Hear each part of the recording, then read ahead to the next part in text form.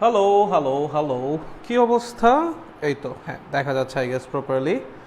I think everything is clear. Yes, yes, yes. কি খবর পোলাপান? কেমন আছি আমরা সবাই? হোপফুলি সবাই অনেক ভালো আছি এবং তোমাদের দোয়ায় প্রবীণ ভাই অনেক ভালো আছে। Welcome to the classes of second month of Apollo batch. আজকে আমাদের সেকেন্ড মান্থের ক্লাস শুরু হতে যাচ্ছে ফাইনালি। সো আমরা যেটা পড়বো এই মান্থে, আগেই বলেছিলাম, সেটা হলো স্থির তড়িৎ বা ইলেকট্রোস্ট্যাটিক্স বা static electricity, whatever you like to say. So আজকে আমাদের লেকচার 1 দিয়ে ক্লাস শুরু হবে, বাট তার আগে আমাকে একটু জানাইতে হবে যে তোমরা কি আমার কথা শুনতে পাচ্ছ কিনা অ্যান্ড আমাকে দেখতে পাচ্ছ কিনা। এই দুটা জিনিস জানা দিলে আমি ক্লাস নেওয়া শুরু করতে পারবো। সো কষ্ট করে আমাকে একটু তাড়াতাড়ি জানিয়ে দাও যে তোমরা কি আমার কথা শুনতে পাও কিনা অ্যান্ড আমাকে দেখতে পাও কিনা। ওকে, চলেন আমাকে একটু জানিয়ে দিন, আমাকে একটু জানিয়ে দিন। আচ্ছা, ওকে ওকে। আদাব ভাই, আদাব। হ্যালো, টেক টিম থেকে আসছেন ভাই? হ্যাঁ, সমস্যা নেই, আসছি টেক টিম থেকে, সমস্যা নেই, সমস্যা নেই, আসছি, খেয়াল ছিল না, চলে আসছি, সমস্যা কি, ক্লাস হইলেই তো হয়েছে, তাই না? আচ্ছা, সব ক্লিয়ার, গ্রেট। দাদা ফিনিক্স তো এখন অ্যাপ্রুভ করলেন না যে? ভাইয়া রাতে রাতে রাতে ভাইয়া, রাতে রাতে একটু কষ্ট করে রাতে, ঠিক আছে? মানে একটু ব্যস্ত সময় যাচ্ছে, আমারও সামনে পরীক্ষা, তো সো দেখা যায় আমি ওইভাবে সময় দিতে পারতেছি না প্রপারলি। সো একটু কনসিডার করো, আজকে রাতে হয়ে যাবে, আজকে রাতে আমরা বসবো, আজকে রাতে সব কিছুই হয়ে যাবে, ঠিক আছে? আচ্ছা, গ্রেট। জি ভাইয়া, আসসালামু আলাইকুম ভাইয়া। ওয়ালাইকুম আসসালাম ভাইয়া, ওয়ালাইকুম আসসালাম। ওকে, বাকি সব কিছু ক্লিয়ার, সব কিছু এমনি সবার কাছে ঠিকঠাক, তাহলে ক্লাসটা শুরু করে দিই। জি ভাইয়া, okay great, okay great. I think তাহলে সব কিছু ক্লিয়ার। আমি তাহলে ক্যামেরা ঘুরে ক্লাস শুরু করে দিচ্ছি, ঠিক আছে? ওকে, ফার্স্ট লেকচারটা একদম বেসিক লেকচার হবে। সো আমরা একটু মাথা একটু ঠান্ডা রাখবো, মাথা ঠান্ডা রেখে বোঝার চেষ্টা করবো। হোপফুলি কারো কোনো সমস্যা হবে না। সমস্যা হলে তো কমেন্ট বক্সে আছে, কমেন্ট বক্সে কমেন্ট পড়ার জন্য প্রমিত ভাইও আছে, বললেই হবে, ঠিক আছে? ওকে, তাহলে চলেন ক্লাস শুরু করা যাক। ওকে, সো আমাদের যে চ্যাপ্টারটা, এই চ্যাপ্টারটার নাম হলো স্থির তড়িৎ। কি তড়িৎ? স্থির তড়িৎ। আচ্ছা, ওকে, কি নাম? স্থির তড়িৎ। এখন আমাদের মধ্যে এরকম একটা কনসেপ্ট আছে যে স্থির তড়িৎ মানে হলো চার্জ স্থির থাকবে। আমি তোমাকে বললাম ভাই স্থির তড়িৎ কি জিনিস? তুমি বললে ভাইয়া ভাইয়া স্থির তড়িৎ হলো সেই তড়িৎ নিয়ে আলোচনা যেখানে চার্জ স্থির থাকবে, ঠিক আছে? এখন তুমি যদি এটা আমাকে বলো, আমি তোমাকে কি বলবো জানো? কাটা কাটা কাটা, কাটা কাটা কাটা, এরকম না। স্থির তড়িতে চার্জ স্থির থাকে না, এমন না যে চলো তড়িৎ মানে চার্জ চলবে, স্থির তড়িৎ মানে চার্জ চলবে না, এমন না।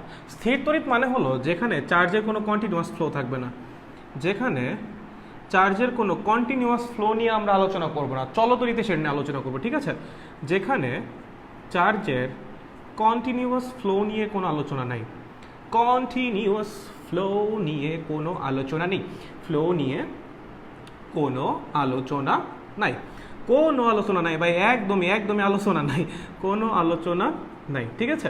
সো যে সেক্টরটায় আমরা চার্জের কোনো কন্টিনিউয়াস ফ্লো নিয়ে কোনো আলোচনা নাই, সেই সেক্টরটাকে আমরা কি বলি ভাইয়া? সেই সেক্টরটাকে আমরা বলি হলো স্থির তড়িৎ। কি বলি? স্থির তড়িৎ। ওকে, আচ্ছা, এখন আমি তোমাকে প্রশ্ন করলাম, ঠিক আছে ভাই, আমরা তো পড়তেছি এই জিনিস নিয়ে, ভাইয়া চার্জ কি জিনিস? চার্জ কি জিনিস? চার্জ, চার্জ কি জিনিস ভাইয়া? এই যে বললাম চার্জের কন্টিনিউয়াস ফ্লো নাই, আবার চলো তড়িতে যে চার্জের কন্টিনিউয়াস ফ্লো আছে, ভাই চার্জটা কি জিনিস? তুমি বললা ভাইয়া চার্জ হলো ওই যে এক প্রকার বস্তু যার মধ্যে ধনাত্মক আধান থাকে বা ঋণাত্মক আধান থাকে। হ্যাঁ, আমি বললাম ভাইয়া কাটা, আমি বললাম ভাইয়া কাটা। কেন? কারণ চার্জ কোনো বস্তু না, চার্জ কোনো বস্তু না, চার্জ হলো একটা ধর্ম, একটা মৌলিক ধর্ম। বস্তুর একটা মৌলিক ধর্মই হলো চার্জ। এই যে আমরা বলি না ইলেকট্রন, হ্যাঁ বলি ইলেকট্রন, ইলেকট্রন কি কোনো চার্জ? ইলেকট্রন কোনো চার্জ না ভাইয়া, ইলেকট্রন কোনো চার্জ না। ইলেকট্রন চার্জ ক্যারিয়ার বা আধান বাহক। ইলেকট্রন কি? চার্জ ক্যারিয়ার বা আধান বাহক। এই যে আমরা বলি 10 কুলম চার্জ আছে, 20 কুলম চার্জ আছে, হ্যাঁ বললাম এই একটা বস্তু আছে, এর মধ্যে 20 কুলম চার্জ আছে, ও নিজে কি চার্জ? না, ও নিজে চার্জ না, ও একটা চার্জিত বস্তু, ওর মধ্যে একটা স্পেশাল ধর্ম আছে যেটাকে বলা হয় চার্জ।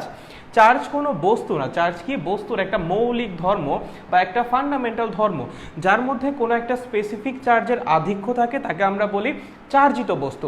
যেমন ধরো কোনো একটা বস্তুর মধ্যে 20 কুলম প্লাস আছে, 20 কুলম মাইনাস আছে, সেটা একটা নিউট্রাল বস্তু, ঠিক আছে? কোনো একটা বস্তুর মধ্যে যদি কোনো একটা স্পেসিফিক চার্জের আধিক্য থাকে, যেমন ধরো প্লাস একটু বেশি আছে বা মাইনাস একটু বেশি আছে, তখন আমরা ওইটাকে বলি একটা চার্জিত বস্তু বা চার্জ ক্যারিয়ার বা আধান বাহক। বুঝতে পারছো? চার্জ কি কোনো বস্তু না? চার্জ কোনো বস্তু না, চার্জ কি একটা মৌলিক ধর্ম, পদার্থের একটা মৌলিক ধর্ম। যদি কোনো একটা পদার্থের মধ্যে অপোজিট চার্জ ইকুয়াল অ্যামাউন্টে থাকে তখন সেটাকে বলা হয় নিউট্রাল বস্তু। যদি কোনো বস্তুর মধ্যে কোনো একটা স্পেসিফিক চার্জের আধিক্য থাকে বা পরিমাণে বেশি থাকে তখন সেটাকে বলা হয় চার্জিত বস্তু বা চার্জ ক্যারিয়ার বা আধান বাহক। চার্জ নিয়ে কারো ঝামেলা আছে? কেউ কোনোদিন বলবা চার্জ একটা বস্তু? একদম টোকা দিব। কেউ যদি বলে ইলেকট্রন কি চার্জ? না, ইলেকট্রন চার্জ না। ইলেকট্রন একটা কণা যে কিনা একটা চার্জ ক্যারিয়ার, তার মধ্যে চার্জ আছে সেটা ঠিক আছে, বাট সে নিজে চার্জ না, সে একটা কণা। ইলেকট্রন একটা কণা, একইভাবে প্রোটন একটা কণা, হোল একটা কণা, ঠিক আছে? এগুলো সবগুলো কণা, এরা কেউ কিন্তু চার্জ না। তাদের মধ্যে যদি কোনো একটা স্পেসিফিক চার্জের, ঠিক আছে, মানে কোনো একটা স্পেসিফিক ধর্মের আধিক্য দেখা দেয় তখন তাদেরকে আমরা চার্জ ক্যারিয়ার বা আধান বাহক বলি। ক্লিয়ার? Is it clear? একদম সোজা কনসেপ্ট, চার্জ নিয়ে কোনো ঝামেলা নাই। ওকে ওকে ওকে। এখন চার্জিত কণার একটা স্পেশাল ধর্ম আছে। চার্জিত যে বস্তু কণাগুলা তাদের মধ্যে আবার একটা স্পেশাল ধর্ম আছে। ধরো এই একটা চার্জিত বস্তু, এই আর একটা চার্জিত বস্তু। কি বললাম? এটা একটা চার্জিত বস্তু, এইটা একটা চার্জিত বস্তু, ঠিক আছে? ধরো ওর মধ্যে Q1 চার্জ আছে, ওর মধ্যে Q2 চার্জ আছে। চার্জের একক কি রে? চার্জের একক কুলম্ব হতে পারে, চার্জের একক ফ্যারাডে হতে পারে। ওকে, মাঝে মাঝে দেখবা ফ্যারাডে দিয়ে দিবে, মাথায় রাখবা 1 ফ্যারাডে মানে হলো 1 মোল ইলেকট্রনের চার্জ। 1 মোল, মাঝে মাঝে কিন্তু ফ্যারাডে দিয়ে দিবে। চার্জ ইলেকট্রোকেমিস্ট্রিতে যেটা আছে মাঝে মাঝে কি দিয়ে দিবে? চার্জ একক কি দিয়ে দিবে? ফ্যারাডে দিয়ে দিবে, ঠিক আছে? 1 ফ্যারাডে মানে কি? 1 মোল ইলেকট্রনের চার্জ। 1 মোল ইলেকট্রনের চার্জকে কি বলে? 1 ফ্যারাডে বলে। বলো একটা ইলেকট্রনের চার্জ কত? 1.6 ইন্টু 10⁻⁻19 কুলম্ব। 1 মোল ইলেকট্রন মানে কতগুলো ইলেকট্রন? অ্যাভোগাড্রোর সংখ্যার সমান সংখ্যক ইলেকট্রন, মানে 6.02 ইন্টু 10⁻23টা। 6.02 ইন্টু 10⁻23টা। তাহলে 1 মোল ইলেকট্রনের মধ্যে এত কুলম্ব চার্জ আছে, যেটার মান অ্যাপ্রক্সিমেটলি 96500 কুলম্ব আসে, ঠিক আছে? তার মানে 1 ফ্যারাডে সমান কত কুলম্ব? 96500 কুলম্ব। যদি চার্জের একক ইচ্ছা করে তোমার কনফিউজ করার জন্য ফ্যারাডে দিয়ে দেয়, পারবা না? কুলম্বে কনভার্ট করে নিয়ে করবা, এসআই ইউনিটে নিয়ে করবা, ঠিক আছে? সিম্পলি জাস্ট কুলম্বে কনভার্ট করে নিয়ে দেন ম্যাথ করবা, ঠিক আছে? মুখস্থ করার দরকার আছে না। 1 মোল ইলেকট্রনের যে চার্জ সেটাকেই বলা হয় কি? 1 ফ্যারাডে, ঠিক আছে? মনে থাকবে? অল গুড, ভালো। এখন এই চার্জিত বস্তুগুলোর একটা স্পেশাল ধর্ম আছে। ধরো এটা একটা চার্জিত বস্তু, এটা আর একটা চার্জিত বস্তু। ধরো এই চার্জিত বস্তুর মধ্যে Q1 কুলম্ব চার্জ আছে, এই চার্জিত বস্তুর মধ্যে Q2 কুলম্ব চার্জ আছে। চার্জিত বস্তু কি করে? একজন আর একজনের উপর বল প্রয়োগ করে। চার্জিত বস্তু কি করে? একজন আর একজনের উপর বল প্রয়োগ করে। হ্যাঁ, বলের কনসেপ্টটা কই থেকে আসলো? এই যে বল প্রয়োগ করতেছে এটা কই থেকে আসলো? আমরা সামনে যখন আরেকটু আগাবো তখন আমরা দেখব এই যে চার্জিত বস্তুগুলা এদের প্রত্যেকের একটা নিজস্ব ইলেকট্রিক ফিল্ড থাকে, মানে নিজের একটা জায়গা থাকে, একটা এলাকা থাকে। তুমি একটা চিন্তা করো, ধরো তুমি একটা নেতা, বুঝছো ভাই, তুমি একটা নেতা, হ্যাঁ তুমি একটা নেতা, ধরো তুমি একটা নেতা আর আমি একটা নেতা, ঠিক আছে? এখন তোমার আর আমার এলাকায় তো মানে এটা ধরো তোমার এলাকা, এটা ধরো আমার এলাকা, এই কমন জায়গায় কি তোমার আর আমার গ্যাঞ্জাম হবে না ভাই? হবে তো। কার আধিক্য সেটা নিয়ে গ্যাঞ্জাম হবে না? তা তোমার একটা এরিয়া আছে, আমার একটা এরিয়া আছে, যদি সেই দুটো এরিয়া ইন্টারসেক্ট করে তোমার আর আমার মধ্যে গ্যাঞ্জাম হবে না ওই এলাকা নিয়ে? অবশ্যই হবে। একইভাবে এই চার্জের কি থাকে? একটা ইলেকট্রিক ফিল্ড থাকে। আমরা সামনে পড়বো এই চার্জে। আমি খালি বলতেছি যে বলটা কেন আসলো। তোমরা তো পড়ছো তাই না? কুলম্বের সূত্র তোমরা 9-10-এ পড়ে আসছো যে দুইটা চার্জিত বস্তু কণা একে অপরের উপর বল প্রয়োগ করে, কিন্তু কেন করে? কেন করবে? খুদাই কেন বল প্রয়োগ করছে? ঠেকা পড়ছে ওর বল প্রয়োগ করার? অবশ্যই কারণ আছে, there is a reason behind it, right? দেখো এই চার্জিত বস্তু কণাটার কি আছে? একটা ইলেকট্রিক ফিল্ড আছে। এই চার্জিত বস্তু কণার কি আছে? ইলেকট্রিক ফিল্ড আছে। ধরো এইটা ওর ইলেকট্রিক ফিল্ড। নর্মালি একটা চার্জিত বস্তু কণার ইলেকট্রিক ফিল্ড হয় অসীম পর্যন্ত। একইভাবে এই চার্জিত বস্তু কণারও কি আছে? একটা ইলেকট্রিক ফিল্ড আছে। ধরো এইটা ওর ইলেকট্রিক ফিল্ড। দেখো তো এদের মধ্যে ইলেকট্রিক ফিল্ড কি ইন্টারসেক্ট করছে না? করছে তো। তার মানে এই জায়গায় ওরও প্রভাব আছে, ওরও প্রভাব আছে। দুইজনের মধ্যে গ্যাঞ্জাম হবে না ভাইয়া? গ্যাঞ্জাম হবে, অবশ্যই হবে। তখনই কি করবে? ও ওর উপর বল প্রয়োগ করবে, আবার ও ওর উপর বল প্রয়োগ করবে, ঠিক আছে? ও ওর উপর বল প্রয়োগ করবে, আবার ও কি করবে? ওর উপর বল প্রয়োগ করবে। এই যে ইলেকট্রিক ফিল্ড নিয়ে যে ইন্টারসেক্টের যে ব্যাপারটা, যদি ইলেকট্রিক ফিল্ড ইন্টারসেক্ট না করতো কোনোদিনও এই বল তৈরি হইতো না। তুমি শিওর থাকো এখানে একটা চার্জিত বস্তু কণা আছে, এখানে একটা চার্জিত বস্তু কণা আছে, বুঝো? যদি এমন তোমাকে প্রশ্ন দিয়ে দেয় ওর ইলেকট্রিক ফিল্ড এই পর্যন্ত, ওর ইলেকট্রিক ফিল্ড ওই পর্যন্ত, হ্যাঁ, দুজনের মধ্যবর্তী দূরত্ব 20 মিটার, তোমারে বলছে দুজনের মধ্যবর্তী বল কত? 0 নিউটন। 0 নিউটন। কোনো বলই কাজ করবে না। বল তখনই তৈরি হবে যখন এদের মধ্যে ইলেকট্রিক ফিল্ড ইন্টারসেক্ট করবে, তার আগে এদের মধ্যে কোনো বলই তৈরি হবে না, ঠিক আছে? বুঝো, কিন্তু আমি বললাম ওর ইলেকট্রিক ফিল্ড এই পর্যন্ত, ওর ইলেকট্রিক ফিল্ড এই পর্যন্ত, দুজনের মধ্যবর্তী দূরত্ব মান টান তোমার সব দিয়ে দিছে। তুমি তো ছোটবেলা থেকে কুলম্বের সূত্র মুখস্থ করে আসছো, তুমি তো এটা করে দিলা। ভুল ভুল ভুল, ঠিক আছে। বল তখনই প্রয়োগ করবে যখন এদের মধ্যে ইলেকট্রিক ফিল্ডের ইন্টারসেকশন হবে। যদি ইলেকট্রিক ফিল্ডের ইন্টারসেকশন না হয়, এদের মধ্যে কোনো ফোর্স তৈরিই হবে না। বুঝছো? সো জাস্ট মুখস্থ করো না, বুঝে বুঝে পড়ো একটু। কেন বল তৈরি হচ্ছে? বল তৈরি যে হয় তো সবাই পড়ায় ব্রো, যে বল তৈরি হয়, এত মানের বল এত কেন হয়? ইলেকট্রিক ফিল্ডের ইন্টারসেকশনের কারণে। ইলেকট্রিক ফিল্ড সামনে আসতেছে, একটু ধৈর্য ধরা লাগবে, হালকা একটু, ঠিক আছে? ওকে, তাহলে বুঝতে পারতেছি কেন বল তৈরি হয়। কেন কেন বল তৈরি হয়, বল কেন তৈরি হয় বুঝছি, ঠিক আছে। এখন ধরো চার্জ দুটা সমধর্মী, চার্জ দুইটা কি সমধর্মী। এখন তোমরা তো ছোটবেলা থেকে তোমার স্যার তো তোমার ছোটবেলা থেকে শিখাইতেছে অপোজিট অ্যাট্রাক্টস, সো এটা তো জানো, ঠিক আছে। এটা কাইন্ড অফ একটা নেচারের একটা ধর্ম বলতে পারো, যে অপোজিট অ্যাট্রাক্টস, ঠিক আছে। অপোজিটের মধ্যে সবসময় অ্যাট্রাকশন কাজ করে, অ্যান্ড তোমার যে সেম যদি চার্জ হয় তখন কি হয়, একটা রিপালশন কাজ করে, মানে বিকর্ষণ কাজ করে। তার মানে চার্জিত বস্তুদ্বয় যদি সমধর্মী চার্জ ক্যারি করে, চার্জিত বস্তুদ্বয় যদি সমধর্মী চার্জ ক্যারি করে তখন তাদের মধ্যে বিকর্ষণ হবে, আর চার্জিত বস্তুদ্বয় যদি বিপরীতধর্মী চার্জ ক্যারি করে তখন তাদের মধ্যে কি হবে, আকর্ষণ হবে, ঠিক আছে। চার্জিত বস্তুদ্বয়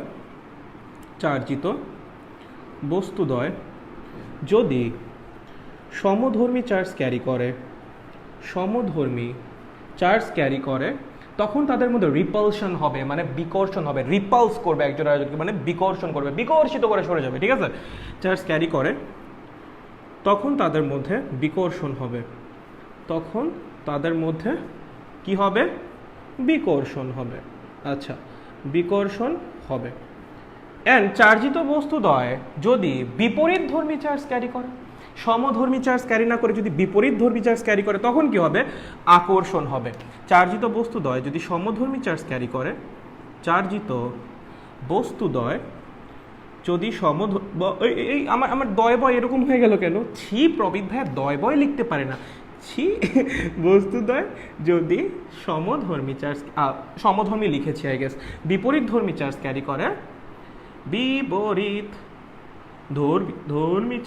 করে, ধর্মী চার্জ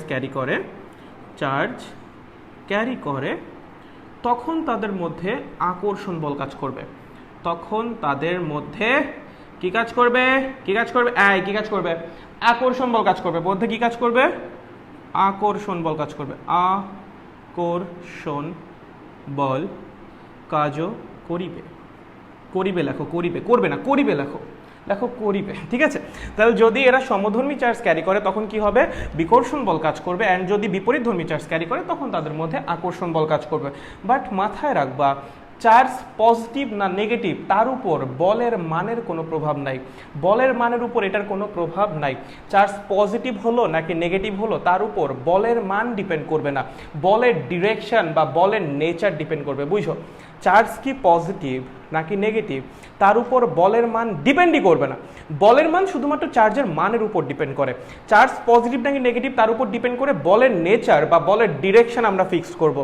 আবার বলতেছি, বল কি রাশি, ভেক্টর রাশি। ভেক্টর রাশি দুইটা জিনিস থাকে, একটা মান, একটা দিক। বলের দিক বা ভেক্টর রাশির যে দিকটা সেটা নির্ধারণ করবে চার্জের মানে মান চিহ্নটা, প্লাস নাকি মাইনাস সেটা। আর বলের মান বা ভেক্টর রাশির যে মান সেটা নির্ধারণ করবে কে, চার্জের মান, ঠিক আছে। বলের মানের উপর চার্জের চিহ্নের কোনো প্রভাব নাই, চার্জ পজিটিভ হইলো নাকি নেগেটিভ হইলো তার কোনো প্রভাব বলের মানের উপর কখনোই পড়বে না, নেভার, ঠিক আছে, মনে থাকবে।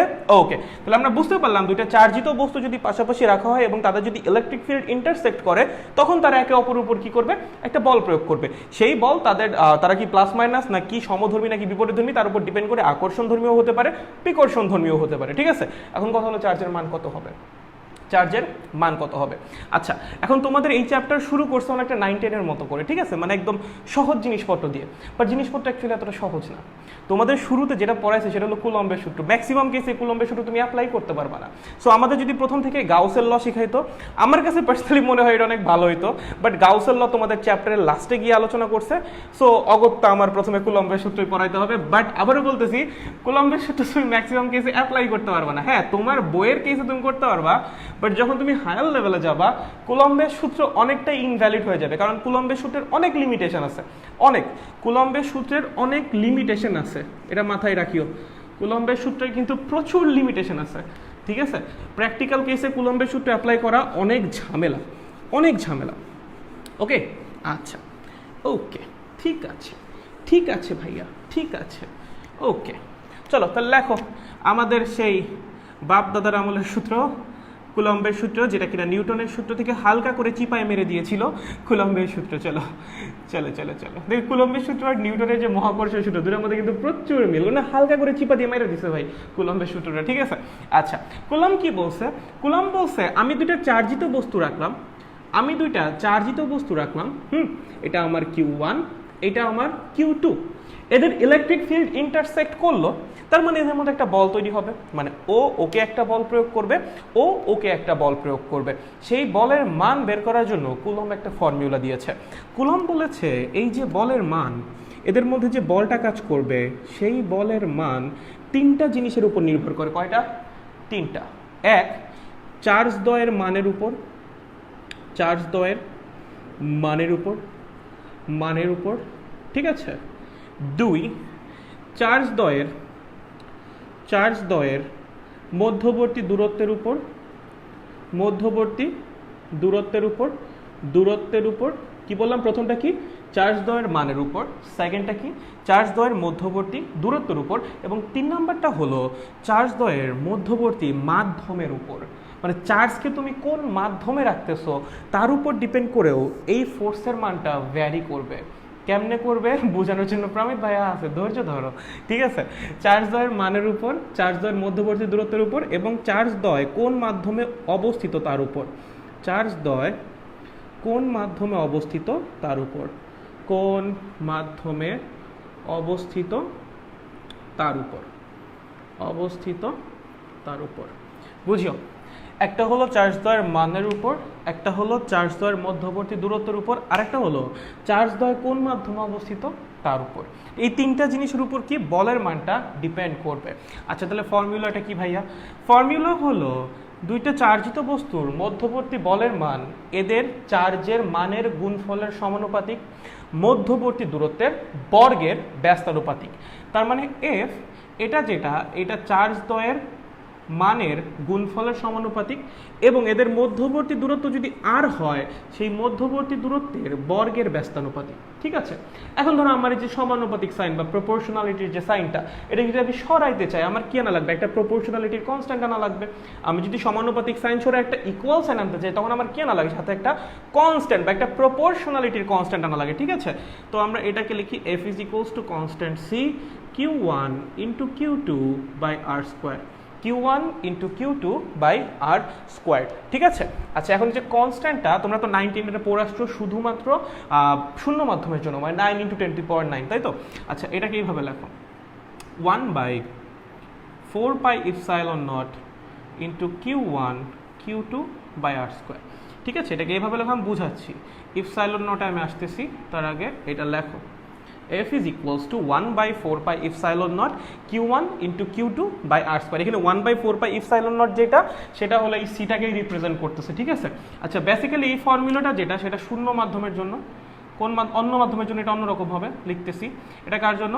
শূন্য মাধ্যমের জন্য, ঠিক আছে। এখানে সিটাকেই 1/4πε0 দ্বারা রিপ্লেস করা হয়েছে। ε0টা কি? ε0 হলো শূন্য মাধ্যমের ভেদনযোগ্যতা। কি? শূন্য মাধ্যমের ভেদনযোগ্যতা বা পারমিটিভিটি বলে মোস্ট প্রবাবলি এটাকে, পারমিটিভিটি অফ ভ্যাকুয়ামের পারমিটিভিটি, ঠিক আছে। শূন্য মাধ্যমের ভেদনযোগ্যতা কি বললাম? শূন্য মাধ্যমের ভেদনযোগ্যতা যেটা, সেটাকে কি বলে? ε0। ভেদনযোগ্যতা কি জিনিস? আমরা ধৈর্য রাখি, ঠিক আছে।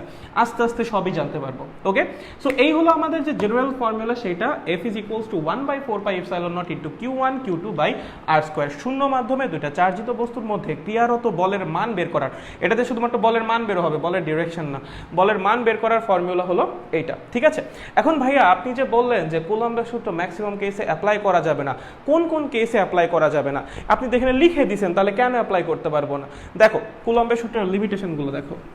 কুলম্বের সূত্রর লিমিটেশন আছে। কুলম্বের সূত্র সব জায়গায় অ্যাপ্লাই করা যায় না, আপাতত দুইটা লিমিটেশন জেনে রাখো। কয়টা জানবো আপাতত? আপাতত আমরা দুইটা জানবো, ঠিক আছে? কুলম্বের সূত্রটা যেটা অ্যাপ্লাই করবা, যাদের মধ্যে তুমি কুলম্বের সূত্র অ্যাপ্লাই করবা তাদেরকে অবশ্যই অবশ্যই বিন্দু চার্জ হওয়া লাগবে, বুঝছো? তুমি যাদের মধ্যে কুলম্বের সূত্র অ্যাপ্লাই করবা তাদেরকে অবশ্যই অবশ্যই বিন্দু চার্জ হওয়া লাগবে। Limitations number 1, limitations. চলেন কুলম্বের সূত্রের লিমিটেশনস। প্রথমটা কি? যাদের মধ্যে আমরা কুলম্বের সূত্র অ্যাপ্লাই করব, মানে এই যে চার্জিত বস্তুগুলোর মধ্যে আমরা কুলম্বের সূত্র অ্যাপ্লাই করব, তাদেরকে অবশ্যই বিন্দু চার্জ হওয়া লাগবে। চার্জিত বস্তুগুলো অবশ্যই বিন্দু চার্জ হওয়া লাগবে। চার্জিত বস্তুগুলো অবশ্যই অবশ্যই বিন্দু চার্জ হওয়া লাগবে। অবশ্যই বিন্দু চার্জ হওয়া লাগবে। বিন্দু চার্জ হওয়া লাগবে, ঠিক আছে? অ্যান্ড সেকেন্ডটা চার্জিত বস্তুর মধ্যে চার্জ অবশ্যই ইকুয়ালি ডিস্ট্রিবিউটেড থাকা লাগবে। চার্জিত বস্তুগুলোর মধ্যে চার্জ অবশ্যই অবশ্যই ইকুয়ালি ডিস্ট্রিবিউটেড হওয়া লাগবে। ইকুয়ালি ডিস্ট্রিবিউটেড হওয়া লাগবে। ডিস্ট্রিবিউটেড হওয়া লাগবে। এই দুইটা কন্ডিশন যদি ফুলফিল করে তখন তুমি কুলম্বের সূত্র অ্যাপ্লাই করতে পারবা। যদি এই দুইটা কন্ডিশন ফুলফিল না করে তখন তুমি কুলম্বের সূত্র অ্যাপ্লাই করতে পারবা না। ভাইয়া বিন্দু চার্জ কি জিনিস? ভাইয়া আপনি যে লিখেছেন বিন্দু চার্জ কি জিনিস? হ্যাঁ, ভালো প্রশ্ন। বিন্দু চার্জ কি জিনিস? আচ্ছা লেখো বিন্দু চার্জ কি জিনিস রে? বিন্দু ভর পড়ছিলি? তোর তো ফার্স্ট পেপার পড়ে আসছিস, তাই না? মহাকর্ষীয় সূত্রের কিন্তু লিমিটেশন আছে। মহাকর্ষীয় সূত্র কিন্তু যেটা তোমার নিউটনের যে মহাকর্ষীয় সূত্র, সেটাও কিন্তু শুধুমাত্র বিন্দু ভরের জন্য খাটে, অন্য কারোর জন্য খাটে না। তো যদি চ্যাপ্টার 6 পড়ে আসো তাহলে তো বিন্দু ভর সম্পর্কে আইডিয়া থাকা উচিত। আর যদি বিন্দু ভর সম্পর্কে আইডিয়া থাকে তাহলে বিন্দু চার্জ বোঝা কোনো ব্যাপার না। বিন্দু চার্জ কি জিনিস? বিন্দু চার্জ হলো যদি চার্জিত বস্তুদ্বয়ের আকার তাদের মধ্যবর্তী দূরত্বের তুলনায় নগণ্য হয় তখন তাদেরকে বিন্দু চার্জ বলে। কি বললাম? যদি চার্জিত বস্তুদ্বয়ের আকার, যদি মানে যাদের মধ্যে তুমি বলটা বের করতেছো, যাদের মধ্যে তুমি কি করছো, বল বের করছো না দুইটা চার্জিত বস্তুর মধ্যে, সেই চার্জিত বস্তুদ্বয়ের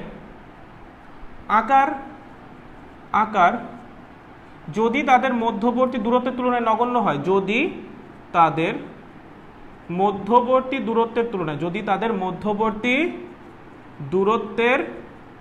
তুলনায় নগণ্য হয়, নগণ্য হয়, তাহলে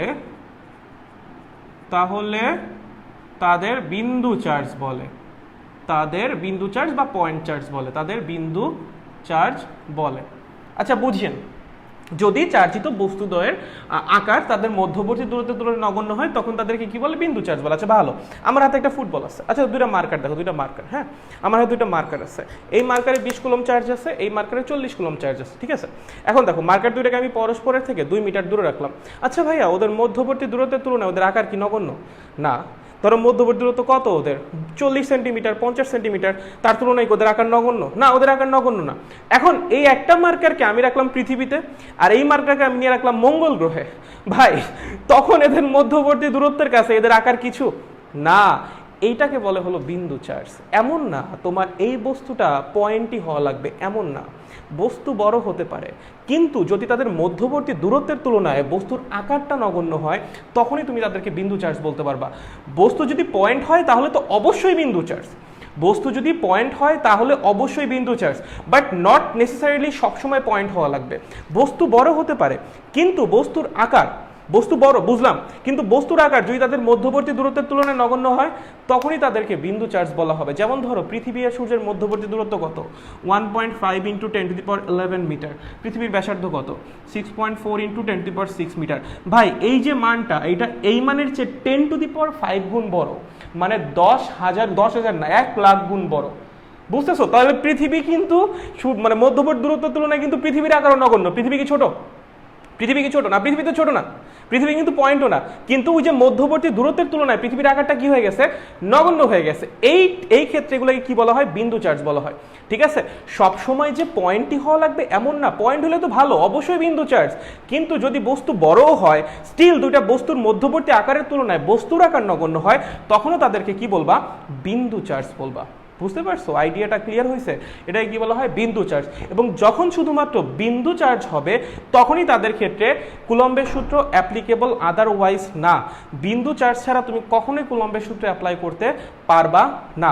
এবং যারা বিন্দু চার্জ না, ধরো কেউ কেউ আছে বিন্দু চার্জ না, তাদেরকে তুমি বিন্দু চার্জ বানাইতে পারবা যদি তাদের মধ্যে চার্জ ইকুয়ালি ডিস্ট্রিবিউটেড থাকে। যদি তাদের মধ্যে চার্জ ইকুয়ালি ডিস্ট্রিবিউটেড না থাকে তুমি কখনোই তাকে বিন্দু চার্জ বানাইতে পারবা না। বুঝছো? বিন্দু চার্জ কেউ যদি নাও হয় তাকে বিন্দু চার্জ বানানো সম্ভব, ভরকেন্দ্রে চার্জ কনসিডার করে তাদেরকে বানানো সম্ভব, কিন্তু সেটা তখনই পসিবল যদি তাদের মধ্যে চার্জ ইকুয়ালি ডিস্ট্রিবিউটেড থাকে, ঠিক আছে? আদারওয়াইজ না। যদি বিন্দু চার্জ আগে থেকেই হয় ভালো, যদি না হয় তাহলে বিন্দু চার্জ বানানো যাবে যদি তাদের মধ্যে চার্জ ইকুয়ালি ডিস্ট্রিবিউটেড থাকে। যদি না থাকে তাহলে কখনোই বিন্দু চার্জ বানানো সম্ভব না। ঠিক আছে? আমি তোমাকে বললাম একটা স্কোয়ার শেপের বস্তু আছে, একটা স্কোয়ার শেপের বস্তু আছে, এর মধ্যে চার্জ আছে, এর মধ্যে কি চার্জ কখনো ইকুয়ালি ডিস্ট্রিবিউটেড থাকা সম্ভব? নেভার। কেন? চার্জ সবসময় কোণায় বেশি বেশি জমা হয়, সবসময় কোণায় চার্জ বেশি বেশি জমা হয়, এগুলোর মধ্যে কখনো ইকুয়ালি ডিস্ট্রিবিউটেড থাকবেই না। তুমি দেখবা ম্যাক্সিমাম কেসে তোমার এরকম গোলক দিছে, কেন? কারণ গোলকের মধ্যে চার্জ ইকুয়ালি ছড়াই যেতে পারে। তোমার বই কিন্তু কুলম্বের সূত্রের উপর মানে বেস্ট, ঠিক আছে? কুলম্বের সূত্রের উপর ভিত্তি করে তোমার বই দাঁড়ায় আছে, এই যে যেটা তোমার স্থির তরি। সো তোমার বইয়ের সব ম্যাথের মধ্যে এরকম গোলাকার বস্তু দেওয়া, এরকম বস্তু দিলেই তোমার কিসে যেতে হবে জানো? গাউসের লতে যেতে হবে। কুলম্বের সূত্রতে তুমি করতে পারবে না, কুলম্বের সূত্র দিয়ে এইসব তুমি সলভ করতে পারবে না। কেন? কারণ এখানে চার্জের ইকুয়াল ডিস্ট্রিবিউশন সম্ভব না। চার্জ সবসময় কোনায় কোনায় গিয়ে বেশি বেশি জমা হয়, ঠিক আছে?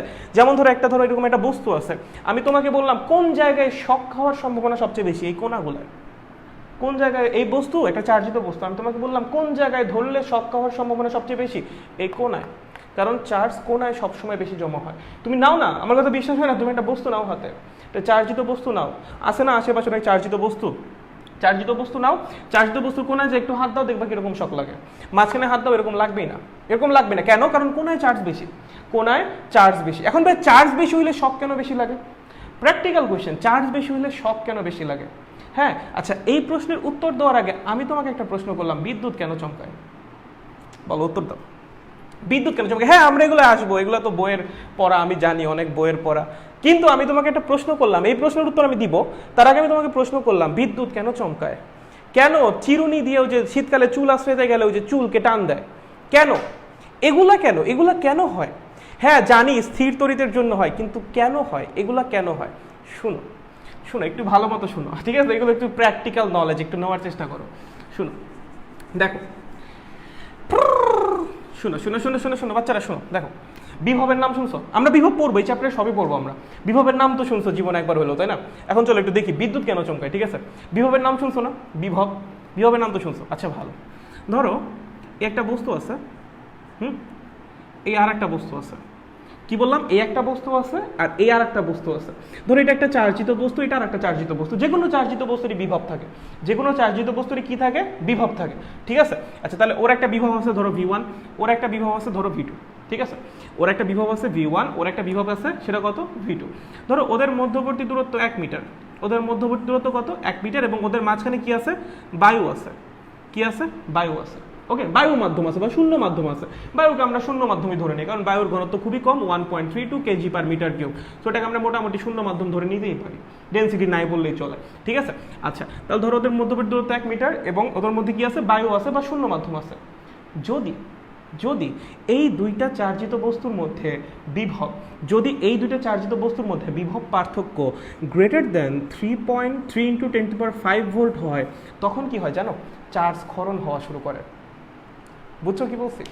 যদি 1 মিটার দূরত্বে বায়ু মাধ্যমে বা শূন্য মাধ্যমে অবস্থিত দুইটা চার্জিত বস্তুর যদি 1 মিটার দূরত্বে অবস্থিত থাকে, কি বললাম?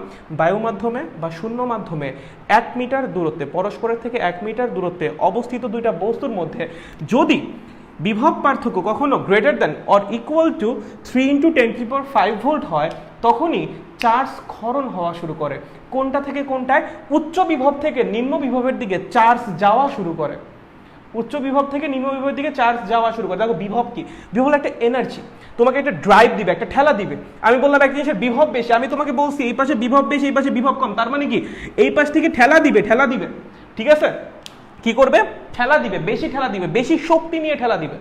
তাহলে আমার এখানে চার্জ আটকাই ছিল, বাতাস ভেদ করে চার্জ যাইতে পারতেছিল না, বিভব ক্রমাগত বাড়তেছে বাড়তেছে বাড়তেছে। যদি বিভব equal to or greater than 3 into 10⁵ ভোল্টে রিচ করে, তখন ঠেলার মান বা বলের মান এতটাই বেড়ে যাবে যে চার্জ বাতাস ভেদ করে চলে যাবে। ঠিক আছে, কি বললাম? তখন ঠেলার মান বা বলের মান এতটাই বেড়ে যাবে যে চার্জ বাতাস ভেদ করে একটা বস্তু থেকে আর একটা বস্তুতে চলে যাবে। ঠিক এই কাহিনী বিদ্যুৎ চমকানোর সময় হয়, ঠিক এই কাহিনী তুমি চিরুনিতে চুল আঁচড়ানোর সময় হয়। লাইক ধরো আমাদের আকাশে মেঘ আছে, আকাশে কি আছে? মেঘ আছে। মেঘে ঘর্ষণে ঘর্ষণে ধরো চার্জ জমা হলো, এমনিও মেঘের মধ্যে পানি থাকে ভাই, সো তোমার পানির মতো ডাইপোল ক্রিয়েট হয়েই থাকে, আমার চার্জ তো আমার এমনিই আছে। সো আমার এই আমার মেঘ আছে, ঠিক আছে, আমার মেঘ আছে, আর এই আছে আমার ভূমি, আমার ভূমি। দেখবা বিদ্যুৎ কিন্তু সবসময় নিচের মেঘগুলো দিয়ে হয়, উপরের গুলা দিয়ে হয় না, ঠিক আছে, সবসময় নিচে যে মেঘগুলো থাকে সেগুলো দিয়ে হয়, ঠিক আছে। আচ্ছা ধরো এখানে চার্জ জমা হয়েছে, কি হয়েছে? চার্জ জমা হয়েছে, ধরো প্রচুর পরিমাণে চার্জ জমা হয়েছে। আচ্ছা ধরো এখান থেকে এখানে দূরত্ব 1 কিলোমিটার বা 1000 মিটার, কত? 1000 মিটার, ঠিক আছে। মাঝখানে কি আছে? বায়ু মাধ্যম আছে। এখন আমরা জানি 1 মিটারের জন্য বিভব পার্থক্য হওয়া লাগে 3 ইন্টু 10⁵ ভোল্ট। তাহলে বলো 1000 মিটারের জন্য কত হওয়া লাগবে? 3 ইন্টু 10⁸ ভোল্ট। যদি এই দুইটা জায়গার মধ্যে, যদি ভূমির তো এমনি 0 ভোল্ট, ভূমির আমাদের পৃথিবীর বিভব কত রে? 0 ভোল্ট, জানি তো আমরা। যদি এই জায়গায় 3 ইন্টু 10⁸ ভোল্ট কোনোভাবে ক্রিয়েট হয়ে যায়, ঠিক তখনই এখানে চার্জ ক্ষরণ হওয়া শুরু করবে। কি হওয়া শুরু করবে? চার্জ ক্ষরণ হওয়া শুরু করবে। বুঝতে পারছো? যেটাকে আমরা বলি বিদ্যুৎ চমকানো। হ্যাঁ, যদি বিভব পার্থক্য এটা রিচ করে ফেলে তখনই কি হবে? চার্জ ক্ষরণ হবে। মানে এতটা শক্তি এখানে জমা হয়ে গেছে, এতটা বেশি বল ও চার্জকে প্রয়োগ করতে পারতেছে যে চার্জ বাতাস ভেদ করে চলে যেতে পারে, চার্জ বাতাস ভেদ করে চলে যেতে পারে। বুঝতে পারছো কি বলছি? তো তখন কি হয়? ওই যে বিদ্যুৎটা চমকায়। একই কাহিনী চিরুনির ক্ষেত্রে, চিরুনির ওই যে শীতকালে কি হয়? মাথায় তোমার চার্জ জমা হয়ে থাকে, তুমি যখন আশ্রয়তে যাও চার্জ ক্ষরণ হয়, ঠিক আছে। আমরা বলি যে এই যে শক লাগিয়ে দাঁড়াই গেছে, চার্জ ক্ষরণ হয়। চার্জ ক্ষরণ হয়ে টান দিয়ে এমনি করে সোজা করে ফেলে চুলকে, বুঝছো? হালকা একটু শক লাগে। আবার অনেক সময় যে শীতকালে জামা কাপড় পরার ক্ষেত্রেও এটা হয়, ঠিক আছে। ওকে, বুঝতে পারছি মোটামুটি? মোটামুটি একটা আইডিয়া আসছে, মোটামুটি মোটামুটি মোটামুটি একটা আইডিয়া আসছে। ওকে ওকে, ঠিক আছে, বুঝতে পেরেছো? আচ্ছা এখন আর একটা প্রশ্ন, ভাই শীতকালে কেন হয়? তাই না? তুমি এখন প্রশ্ন করতে পারো যে ভাই আপনি যেটা বললেন যে ওই যে চিরুনিটা, এটা শীতকালেই কেন হয়, অন্য কালে কেন না? শীতকালে রিলেটিভ হিউমিডিটি অনেক কম থাকে। শীতকালে কি থাকে? রিলেটিভ হিউমিডিটি অনেক কম থাকে, অনেক কম। গরমে আর বর্ষায় কিন্তু রিলেটিভ হিউমিডিটি শীতের চেয়ে অনেক বেশি। রিলেটিভ হিউমিডিটি বেশি মানে কি? বাতাসে বেশি জলীয় বাষ্প আছে। রিলেটিভ হিউমিডিটি কম মানে কি? বাতাসে কম জলীয় বাষ্প আছে ভাই। রিলেটিভ হিউমিডিটি বেশি মানে বাতাসে জলীয় বাষ্প বেশি, রিলেটিভ হিউমিডিটি কম মানে বাতাসে জলীয় বাষ্প কম। এখন দেখো বাতাসে জলীয় বাষ্প যত কম, দেখো আমি চাইতেছি কি শূন্য মাধ্যমে, এই যে 3 ইন্টু 10⁵ ভোল্ট যেটা ছিল, এটা কার জন্য ছিল? শূন্য মাধ্যমের জন্য ছিল। তুমি যখনই মাধ্যমের মধ্যে জলীয় বাষ্প আরো বেশি জিনিসপত্র অ্যাড করবা, তখন কি আরো বেশি বিভব পার্থক্য হওয়া লাগবে, বিভব পার্থক্য আরো বেশি হওয়া লাগবে। তুমি যত শূন্য মাধ্যমের কাছাকাছি মাধ্যম নিবা, তত কি তত কম বিভবে এই কাহিনী ঘটবে। এখন শীতকালে কি বাতাসে জলীয় বাষ্প কম, ঠিক আছে, তখন কি হবে? বাতাসের ডেন্সিটিও কমে যাবে। যদি ডেন্সিটি কমে যায় তখন কি আমরা শূন্য মাধ্যমের কাছাকাছি চলে যাব না? শূন্য মাধ্যমের যদি কাছাকাছি চলে যায় তখন কি অল্প বিভব পার্থক্যে এই কাহিনী ঘটে যাবে। বাট যদি বর্ষাকালে চলে যাও, গ্রীষ্মকালে চলে যাও, বর্ষাকালে চলে যাও, গ্রীষ্মকালে চলে যাও, তখন কি হয় বলো? বাতাসের মধ্যে রিলেটিভ হিউমিডিটি বেশি, বাতাসের মধ্যে জলীয় বাষ্প আছে, তখন কি আরো বেশি বিভব পার্থক্য তৈরি হওয়া লাগবে, যেটা নর্মালি হয় না, তার জন্য দেখা যায় না। এখন বলো যে ভাইয়া তাহলে তো ভাইয়া বিদ্যুৎ তো শীতকালে চমকানো উচিত, এই শীতকালে মেঘ থাকা লাগবে না? শীতকালে মেঘ আছে আকাশে, শীতকালে কি জলীয় বাষ্প যে জমা হয় উপরে হয় না? ওটা তো হয়ই বর্ষাকালে, ঠিক আছে। আকাশে যে আমাদের যে মনসুন যে সিজনটা, সেটা তো বর্ষাকালে, তাই না? মেঘ যায় উপরে, মেঘ গিয়ে ঘষায় ঘষায় কি করে? চার্জ জমা হয়, এখানে চার্জ জমা হয়, তারপর বিভব পার্থক্য তৈরি হয়। ধূপ করে যখনই আমার এরকম একটা বিভব পার্থক্য রিচ করে, পার মিটারের জন্য 3 into 10⁵ volt, for every metre will need 3 into 10⁵ volt of voltage difference, ঠিক আছে। 1 মিটারের জন্য 3 ইন্টু 10⁵ ভোল্টের বিভব পার্থক্য লাগবে। এখন যদি 2 কিলোমিটার উপরে হয় তাহলে 6 ইন্টু 10⁸ ভোল্ট, যদি আমার 3 কিলোমিটার উপরে হয় তাহলে 9 ইন্টু 10⁸ ভোল্ট। বুঝতে পারতেছো? সেটা দূরত্বের উপরেও নির্ভর করবে। ওকে, পার মিটারের জন্য 3 ইন্টু 10⁵ ভোল্ট। যদি এই বিভব পার্থক্য ক্রিয়েট হয় তখনই কি হবে? চার্জ ক্ষরণ হওয়া শুরু করবে। বুঝছো? অনেক উল্টাপাল্টা জিনিস পড়াই তুলছি না? আচ্ছা আমাকে গালি দিও না কেউ প্লিজ, আমাকে গালি দিয়েন না, আমাকে মাইরেন না। বলেন, এই যে এত কিছু বললাম আপনারা কি কিছু বুঝতে পারছেন? আমাকে গালি দিয়েন না, হ্যাঁ? আমাকে গালি দিয়ে না।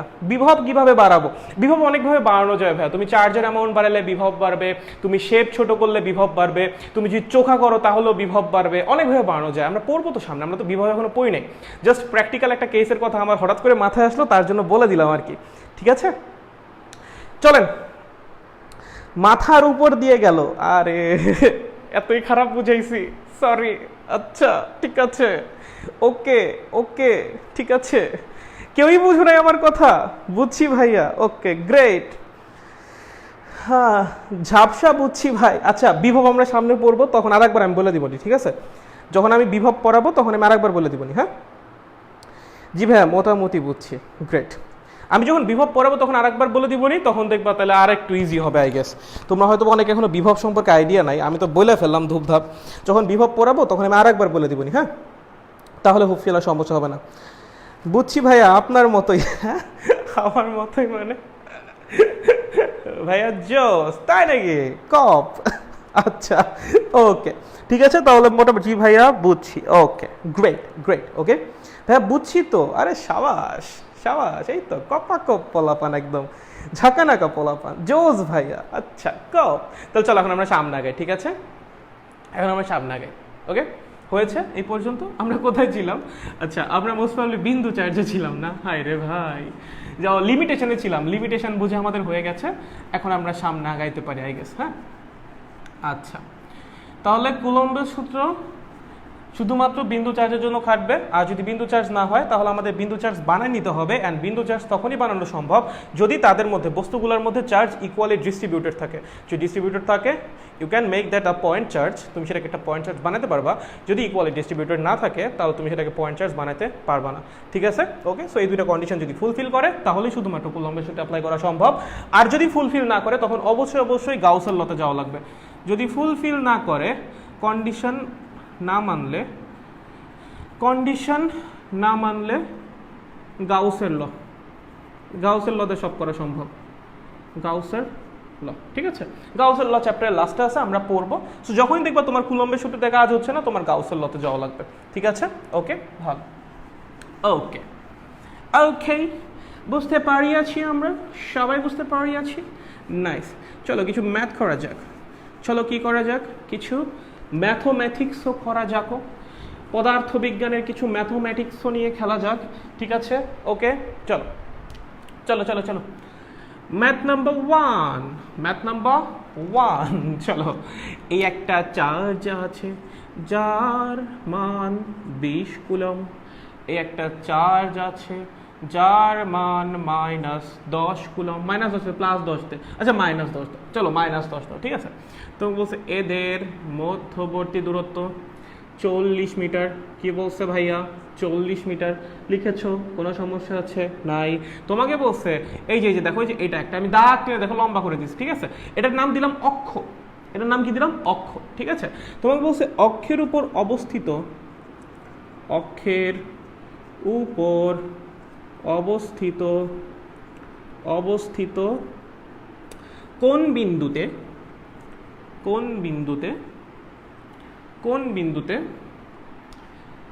+10 কুলম চার্জ স্থাপন করলে, +10 কুলম চার্জ স্থাপন করলে, স্থাপন করলে করলে এর উপর, এর উপর ক্রিয়ারত বলের মান 0 হবে। এর উপর ক্রিয়ারত বলের মান 0 হবে, বলের মান কি হবে?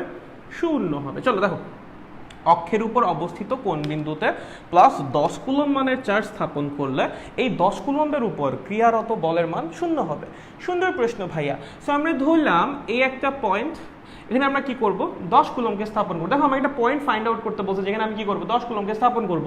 চলো বসাও, এখানে মনে মনে 10 কুলমকে বসাও, বসাইছো? +10 কুলমকে বসাইছো। ধরো এইটা এইখান থেকে x মিটার দূরে, কতক্ষণ দূরে? x মিটার দূরে। তাহলে এখান থেকে কতক্ষণ দূরে রে বলতো? টোটালটা 40, এইটুক x, তাহলে এইটুক কত হবে? 40 - x, right? Am I right? এইটুক হলো x, টোটালটা 40, তাহলে এইটুক কত হবে? 40 - x। আচ্ছা এখন দেখো, 20 কুলম মানের চার্জ এই 10 কুলমকে কি করবে? একটা বল প্রয়োগ করবে। এই 20 কুলম মানের চার্জ 10 কুলমকে কি করবে? একটা বল প্রয়োগ করবে। আবার -10 কুলম্ব কি করবে? এই 10 কুলমকে একটা বল প্রয়োগ করবে।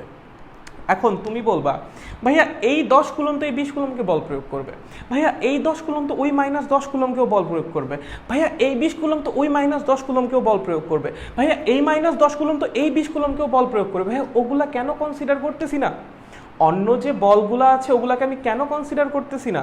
দ্য অ্যান্সার ইজ তোমাকে বল বের করতে বলেছে 10 কুলম্বের উপর, প্লাস 10 কুলম্বের উপর বল বের করতে বলছে। অন্য যে বলগুলা সেগুলো তো 10 কুলম্বের উপর কাজ করতেছে না, অন্য চার্জের উপর কাজ করতেছে। হ্যাঁ, এখানে টোটাল ফোর্স আছে 6টা, এখানে টোটাল ফোর্স আছে কয়টা? 6টা। ও ওর উপর, ও ওর উপর, ও ওর উপর, ও ওর উপর, ও ওর উপর, ও ওর উপর, টোটাল 6টা ফোর্স আছে, কিন্তু আমরা কনসিডার করব 2টা। কেন? কারণ আমাকে শুধুমাত্র প্লাস 10 কুলম্বের উপর ক্রিয়ারত বল বের করতে বলছে। অন্য যে 4টা ফোর্স তার মধ্যে 2টা তো ওর উপর কাজ করতেছে, অন্য 2টা ওর উপর কাজ করতেছে। ওগুলো নিয়ে আমাদের কি মাথা ব্যথা ভাই? ওগুলো নিয়ে আমাদের কি মাথা ব্যথা? ওগুলো নিয়ে তো আমাদের মাথা ব্যথা নাই। আমাকে বের করতে বলেছে ওর উপর ক্রিয়ারত বল। সো যে বল 2টা শুধুমাত্র ওর উপর কাজ করবে সেই 2টা নিয়েই আমাদের কাজ, অন্য কিছু নিয়ে আমাদের মাথা ব্যথা নাই। ঠিক আছে? সো আমরা কোন 2টা নিয়ে কাজ করব? যে 2টা বল ওর উপর কাজ করছে। কোনটা কোনটা? প্লাস 20 কুলম প্লাস 10 কুলমকে একটা বল প্রয়োগ করবে সেটা, এবং -10 কুলম প্লাস 10 কুলমকে একটা বল প্রয়োগ করবে সেটা। ঠিক আছে? আচ্ছা, এখন খেয়াল করো, তোমাকে বলছে অক্ষের উপর কোন জায়গায় স্থাপন করলে এর উপর ক্রিয়ারত বলের মান 0 হবে। ঠিক আছে, আমরা বললাম ধরো এই পয়েন্টের উপর। তাহলে বলো এই 20 কুলম এই 10 কুলমের উপর যতখানি বল প্রয়োগ করবে সেটার নাম দিলাম F1, সেই বলের মান কত হবে ভাইয়া? C, যেহেতু শূন্য মাধ্যম, কিছু না বললে কি ধরবো? শূন্য মাধ্যম। যদি কোনো কিছু উল্লেখ না থাকে কি ধরবো ভাইয়া? শূন্য মাধ্যম। C into Q1 Q2/r²। Q1 কত? 20, Q2 কত? 10, মধ্যবর্তী দূরত্ব কত? x, তার স্কোয়ার। ঠিক আছে, ধরো এই -10 কুলম এই প্লাস 10 কুলমের উপর F2 মানের বল প্রয়োগ করে, সেই F2 কত হবে? C ইন্টু একটা চার্জ কত? +10, আর একটা চার্জ কত? -10। ভাইয়া মাইনাস কি বসাবো নাকি বসাবো না? বিগ কোয়েশ্চেন, ভাইয়া মাইনাস কি বসাবো? The answer is no. তুমি কখনোই চার্জের মান নেগেটিভ বসাবা না যখন তুমি কোনো একটা ভেক্টর রাশির মান বের করতে যাবা। ভেক্টর রাশির মান কখনোই নেগেটিভ হতে পারে না। তুমি এই ফর্মুলা দিয়ে কি বলের ডিরেকশন বের করতেছো? না, তুমি এই ফর্মুলা দিয়ে শুধুমাত্র বলের মান বের করতেছো। কি করতেছো? এই ফর্মুলাটা, যেটা কুলম্বের যে ফর্মুলাটা, এটাতে আমরা কি করি? শুধুমাত্র বলের মান বের করি। যখন কোনো একটা ভেক্টর রাশির মান বের করব ওই কেসে কখনোই চার্জ মাইনাস বসাবো না। চার্জ মাইনাস হলেও মাইনাস ছাড়া মানটা বসাবো। ঠিক আছে, মাইনাস কি তাহলে কোনো কাজে লাগবে না? অবশ্যই কাজে লাগবে, ডিরেকশন বের করার জন্য কাজে লাগবে। এখানে তো আমরা ডিরেকশন বের করতেছি না। ঠিক আছে, এখানে আমরা ডিরেকশন বের করছি না, কি করতেছি? শুধুমাত্র মান বের করতেছি। সো এখানে মাইনাস বসানোর কোনো দরকার নাই, সিম্পলি মান বসাই দিবা। ঠিক আছে, যখনই কোনো ভেক্টর রাশির মান বের করতে যাবা চার্জের মান কখনোই মাইনাস বসাবে না। স্কেলার রাশির মান যখন বের করবে তখন মাইনাস বসাও ভাই, কোনো সমস্যা নেই।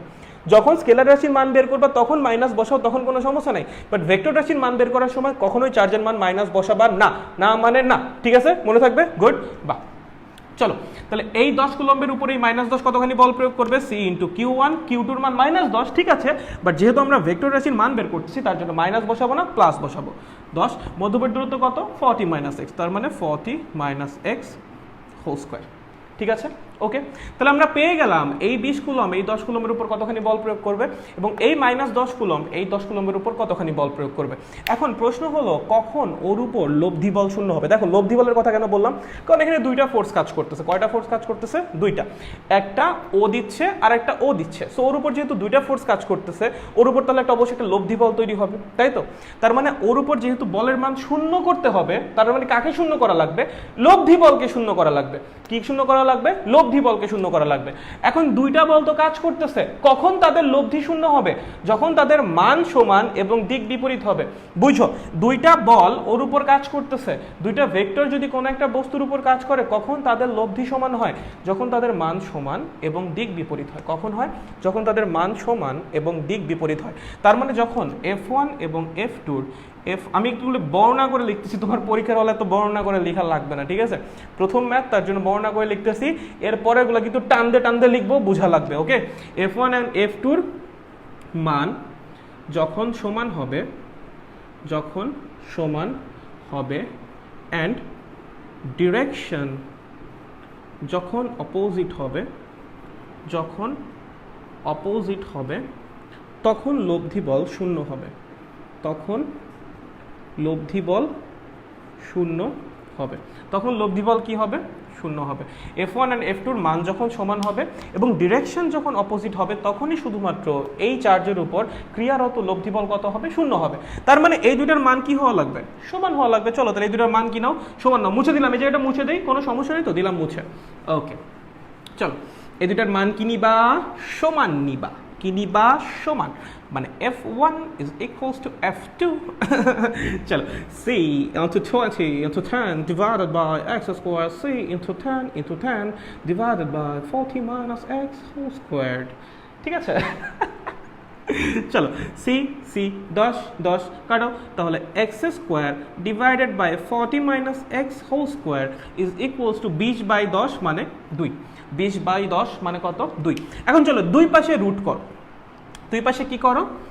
রুট করো। দুই পাশে রুট করো। রুট করলে কি আসবে দেখো, এখানে আসবে x divided by 40 minus x is equals to plus minus then কেন? প্লাস মাইনাস √2 মানে x divided by 40 minus x is equals to plus minus 1.414। ঠিক আছে, সো এখানে প্লাসও আসতে পারে মাইনাস আসতে পারে, তাহলে তোমার একবার কি করা লাগবে? প্লাস নিয়ে হিসাব করা লাগবে, আরেকবার কি করা লাগবে? মাইনাস নিয়ে হিসাব করা লাগবে। চলো করি। একবার আমরা প্লাস নিয়ে হিসাব করব, আরেকবার কি করব? মাইনাস নিয়ে হিসাব করবো। চলো দেখো, প্লাস নিয়ে ঠিক আছে, প্লাস সাইন নিয়ে কাজ করবো, তাহলে কি আসবে? x by 40 minus x is equals to 1.414। তার মানে 2.414 ইজ ইকুয়ালস টু 40 ইন্টু 1.414। আচ্ছা, এখানে একটা এক্স আছে, আমি এক্সই বাদ দিয়ে দিছি। কি একটা অবস্থা, যাকে নিয়ে যার মান বের করবো তাকেই বাদ দিয়ে দিছি। তাহলে চলো এক্স এর মান কত আসবে রে? 40 ইন্টু 1.414 ডিভাইডেড বাই 2.414। আচ্ছা, এখান থেকে যে মানটা আসবে সেটা নাম দাও x1 সামথিং মিটার। x1 এর মান আসবে সামথিং মিটার, 40-এর চেয়ে কম আসবে, রাইট? এবার চলো মাইনাস নিয়ে কাজ করো। মানটা একটু বের করো আমাকে, জানো? মাইনাস নিয়ে কাজ করো। মাইনাস নিয়ে যদি কাজ করি কি হবে? x divided by 40 minus x is equals to minus 1.414। আমি তো ঠিক রাস্তায় আছি না? হ্যাঁ, ঠিক রাস্তায় আছি। তাহলে চলো এখানে কি আছে? মাইনাস 0.414, হ্যাঁ প্লাস মাইনাস, হ্যাঁ ঠিক আছে। X is equals to minus 40 into 1.414। ওরে জায়গাও হইতেছে না, কি অবস্থা। তাহলে এক্স এর মান কত আসে? 40 ইন্টু 1.414 ডিভাইডেড বাই 0.414। এখান থেকে যে মানটা আসবে সেটার নাম দাও x2। আমাকে একটু বের করে জানাও। চলো x1 আর x2 মানটা আমাকে একটু বের করে দাও। এটা হলো x2, এটা হলো x1। কোনটা কত আসে আমাকে একটু বলো। একটা 40-এর চেয়ে কম আসবে, একটা 40-এর চেয়ে বেশি আসবে। কোনটা কত আসে আমাকে একটু জানাও। একটা দেখতে পাচ্ছ তোমরা? একটা 40-এর চেয়ে কম আসবে আর একটা কি আসবে? 40-এর চেয়ে বেশি আসবে। কোনটা কত আসে এটা আমাকে একটু জানাও। কোনটা কত আসে ভাইয়ারা, এটা আমাকে একটু জানাই দাও। চলো ভাইয়াকে একটু জানাই দাও কোনটা কত আসে। ফার্স্ট ভাইয়া, আপনি যে বিন্দুটা নিচ্ছেন ওইখানের উপর ওইটা চার্জ দুইটার মধ্যে নিছেন কেন? ওইটা তো চার্জ দুইটার বাইরেও নিতে পারতেন। হ্যাঁ, অ্যান্সার চার্জ দুইটার বাইরেই আসবে। আমি জাস্ট র্যান্ডম একটা পয়েন্ট নিয়েছি, এটা চার্জ দুইটার বাইরেও নিতে পারো, কোনো সমস্যা নাই ভাইয়া। তুমি নাও, কোনো সমস্যা নেই, রেজাল্ট সেম আসবে রে ভাইয়া। তুমি নাও, রেজাল্ট সেম আসবে, প্যারা নিও না, নাও তোমার যেখানে ইচ্ছা নাও, রেজাল্ট সেম আসবে। ঠিক আছে ভাইয়া। x1 23.43। আচ্ছা, x1 আসছে 23.43 আর x2 কত আসে রে? x2 কত আসে? চলো তাড়াতাড়ি। x2 হলো 136.56। আচ্ছা, একটা আসছে 23.43, 23। তুমি বাইরে নিতে পারো, যে বললা যে বাইরে নিলে কি হবে ভাই? কিছুই হবে না, দাও বাইরে, সমস্যা নেই, কোনো সমস্যা নেই, সেম রেজাল্ট আসবে। আরেকটা কত আসছে? আরেকটা যেন কত আসছে দেখলাম, কত দেখলাম এটা? 136.56 না? 136.56। তার মানে দুইটা পয়েন্ট আছে, যে দুইটা পয়েন্টে বলের মান সেম হওয়া সম্ভব। দেখো এই যে এইটা যে আমরা পাইলাম, কেমনে পাইলাম? F1 আর F2 সেম ধরে পাইলাম না? F1 আর F2, F1 কি ছিল? F1 বলের মান। F2 কি ছিল? F2 যে বল ভেক্টরটা ছিল সেটার মান, রাইট? তার মানে দুইটা যে বল তাদের মান দুইটা পয়েন্টে সেম হওয়া সম্ভব। একটা হলো এই পয়েন্টটা আর একটা হলো এই পয়েন্টটা। আচ্ছা, এই পয়েন্টটা কোথায়? দেখো এখান থেকে 23.43 মিটার দূরে, মানে মাঝামাঝি কোনো একটা পয়েন্টে। এই পয়েন্টটা কোথায়? এখান থেকে 136.56 মিটার দূরে। এইটুকু হলো 40, তাহলে 136.56 অবশ্যই এটার বাইরের একটা পয়েন্ট। হ্যাঁ, এই যেটার বাইরের একটা পয়েন্ট, মানে এরকম কোনো একটা পয়েন্ট। ঠিক আছে, তার মানে এই একটা পয়েন্ট আর ওই একটা পয়েন্ট, এটা ধরো x1, এটা কি x2, এরকম এই যে এই দূরত্বটা কোন জায়গা থেকে নেওয়া হয়েছে, এই যে এখান থেকে x2, ঠিক আছে। এরকম দুইটা পয়েন্ট থাকা সম্ভব যে দুইটা পয়েন্টে বলের মান সেম, বলের মান সেম, হ্যাঁ ঠিক আছে, বাট আমায় কি বলছে, ক্রিয়ারত বলের মান শূন্য হওয়া লাগবে। হ্যাঁ, খেয়াল করো, এখন বলের ডিরেকশন বের করা লাগবে। দেখো 20 কুলম প্লাস 20 কুলম প্লাস 10 কুলমকে কি করবে, বিকর্ষণ করবে। তার মানে 20 কুলম 10 কুলম্বের উপর যে F1 মানের বলটা প্রয়োগ করতেছিল সেটা কাজ করতেছিল এই দিকে, ঠিক আছে। -10 কুলম প্লাস 10 কুলমকে কি করবে, আকর্ষণ করবে। তার মানে -10 কুলম প্লাস 10 কুলমকে যে F2 মানের বলটা কাজ ক্রিয়া মানে প্রয়োগ করতেছিল সেটাও কাজ করবে এই দিকে। খেয়াল করো 20 প্লাস 10কে যে বলটা প্রয়োগ করবে সেটাও কাজ করবে এইদিকে, -10 প্লাস 10কে যে আকর্ষণ বলটা প্রয়োগ করবে সেটাও কাজ করবে এইদিকে। ভাইয়া দুইটা বলের মান সমান, দুইটা বলের ডিরেকশনও সেম, এদের লব্ধি কখনো শূন্য হওয়া সম্ভব? জীবনেও না। এখানে লব্ধি কি হবে, F1 প্লাস F2 হবে, লব্ধি কখনোই কি বলে 0 হওয়া সম্ভব না। দুইটা বলের মান সমান এবং ডিরেকশন সেম, লব্ধি কেমনে 0 হবে? লব্ধি কখন 0 হয়, যখন মান সমান এবং দিক বিপরীত হয়। এবার আসো এই পয়েন্টটায়, এখানে +10 কুলম স্থাপন করছো, রাইট। চলো এই +20 এই +10টি কি করবে, বিকর্ষণ করবে, মানে এই দিকে F1 বলে কি করবে, বিকর্ষণ করবে, ঠিক আছে। এই -10 এই +10কে কি করবে, আকর্ষণ করবে, কোন দিকে, এই দিকে। F2 বলে কি করবে, আকর্ষণ করবে। তাহলে দেখো F1 আর F2 এর মান সেম ধরেই তো তুমি এই পয়েন্টটা পেয়েছো, তার মানে এই দুইটা বলের মান সেম এবং একই সাথে এদের ডিরেকশনও বিপরীত। যদি বলের মান মানে সেম হয় এবং ডিরেকশন বিপরীত হয়, দুইটা ভেক্টরের মান সেম এবং দিক বিপরীত, তাদের লব্ধি কত হবে ভাই, 0 হবে। তাহলে এই পয়েন্টে লব্ধি বল হবে কত, 0। তার মানে তোমার অ্যান্সার কি হবে, অ্যান্সার হবে x2। অ্যান্সার কি হবে, x2, x1 কেন না, কারণ এখানে মান সমান বাট দিক একই। সো লব্ধি তো শূন্য হওয়ার প্রশ্ন আসে না, লব্ধি তো দুইটার যোগফল হবে ভাইয়া। মান সমান ডিরেকশনও সেম, লব্ধি কি হবে, দুইটার যোগফল হবে। এখানে কেন 0, কারণ মান সমান এবং দিক বিপরীত। যখন দুইটা ভেক্টরের মান সমান এবং দিক বিপরীত হয় তখন তাদের লব্ধি কি হয়, শূন্য হয়। সো অ্যান্সার হবে x2, মানে 134.56 মিটার। চলো বুঝছো নাকি বুঝো নাই, বুঝতে পারছো নাকি বুঝতে পারো নাই, কোনটা? অ্যান্সার কি হবে, x2 হবে। তোমরা কি বুঝিতে পারিয়াছো নাকি বুঝিতে পারো নাই? ভাইকে চট করে জানাই দাও, চট জলদি, চট জলদি, তাড়াতাড়ি তাড়াতাড়ি। চলো ভাইকে বলো তোমরা কি বুঝছো নাকি বুঝো নাই, কোনটা? আমরা সবাই কি বুঝতে পারছি, সবাই কি বুঝতে পারছি, বলো তো ভাইয়াকে, জানাও, তাড়াতাড়ি জানাই দাও বাচ্চারা। বলো ফাস্ট ফাস্ট ফাস্ট, দেরি করলেই কিন্তু ঝাড়ি, দেরি করলেই কি ঝাড়ি, দেরি তো ঝাড়ি, ঝাড়ি তো দেরি। চলো বলো, লাস্টের টুকু বুঝি নাই। আচ্ছা বলতেছি, মুছার আগে লাস্টের টুকু আবার বলে দিবনি, ঠিক আছে? মুছার আগে লাস্টের টুকু আবার বলে দিবনি। জি ভাই, ওকে ভাই। দাদা ডিরেকশনটা একবার বলেন প্লিজ। আচ্ছা বলতেছি বলতেছি বলতেছি, ওকে বুঝেছি ভাইয়া, ওকে ভাইয়া, গ্রেট ভাইয়া। বাকিদের কি অবস্থা, আরেকবার বলেন ভাইয়া। হ্যাঁ রে ভাইয়া, এতজনের আরেকবার, আচ্ছা ঠিক আছে চলো। দেখো আমি বলছি যে দুইটা পয়েন্ট এরকম থাকা সম্ভব যে দুইটা পয়েন্টে বল দ্বয়ের মান কি হয়, সেম হয়।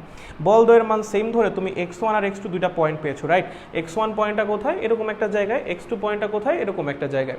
তার মানে তোমার দুইটা জায়গায় যদি তুমি 10 কুলম মানের বল স্থাপন করো, তাদের উপর এই দুজন কি করবে, সমান মানের বল প্রয়োগ করবে।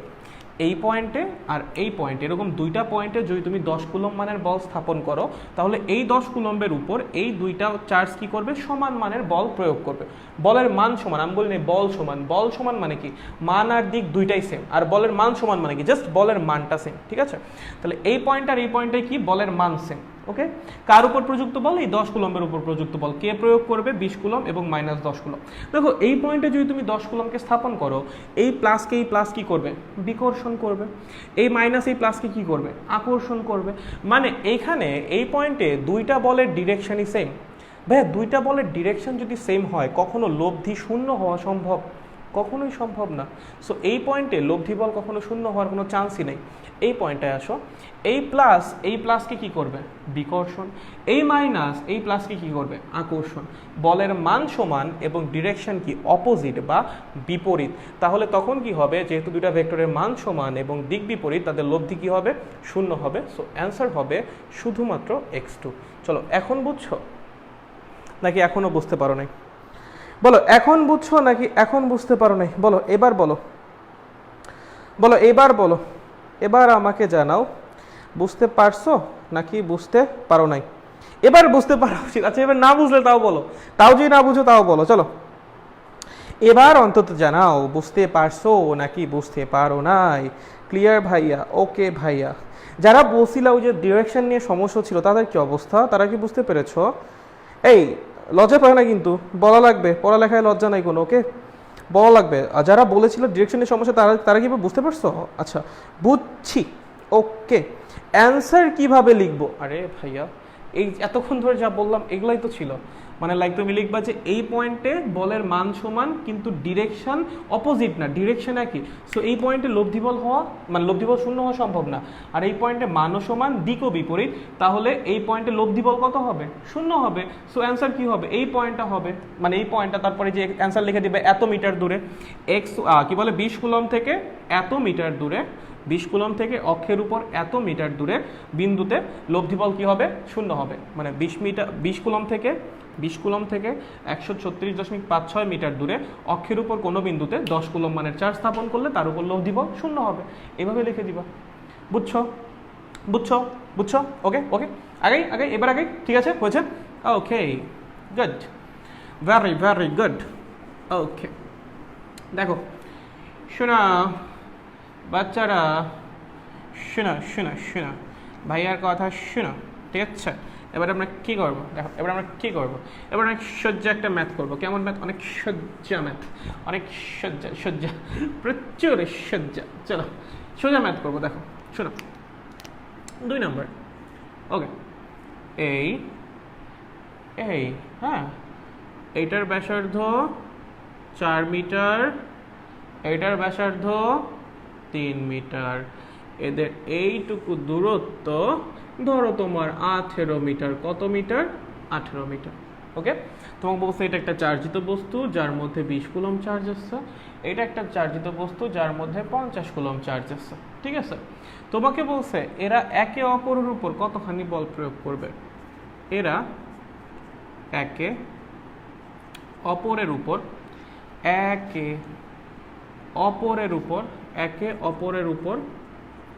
কতখানি বল প্রয়োগ করবে, একে অপরের উপর কতখানি বল প্রয়োগ করবে, কতখানি বল প্রয়োগ করবে, ঠিক আছে? ভালো।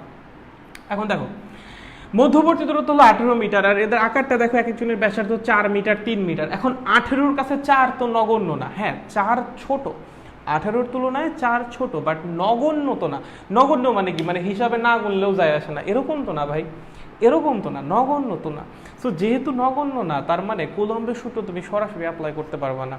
কুলম্বের সূত্র অ্যাপ্লাই করার জন্য অবশ্যই বিন্দু চার্জ বানাতে হবে, আর বিন্দু চার্জ তখনই হয় যখন এদের মধ্যবর্তী দূরত্বের তুলনায় এদের আকারটা নগণ্য হয়। বাট যেহেতু নগণ্য না, সো তুমি কি করতে পারবে না বলো? এখানে কুলম্বের সূত্র অ্যাপ্লাই করতে পারবে না। যদি তুমি কুলম্বের সূত্র অ্যাপ্লাই করতে চাও তাহলে তোমার কি করা লাগবে? বিন্দু চার্জ বানায় নেওয়া লাগবে। এখন তোমার দেখা লাগবে বিন্দু চার্জ বানানোর জন্য যে চার্জ কি ইকুয়ালি ডিস্ট্রিবিউটেড আছে কিনা।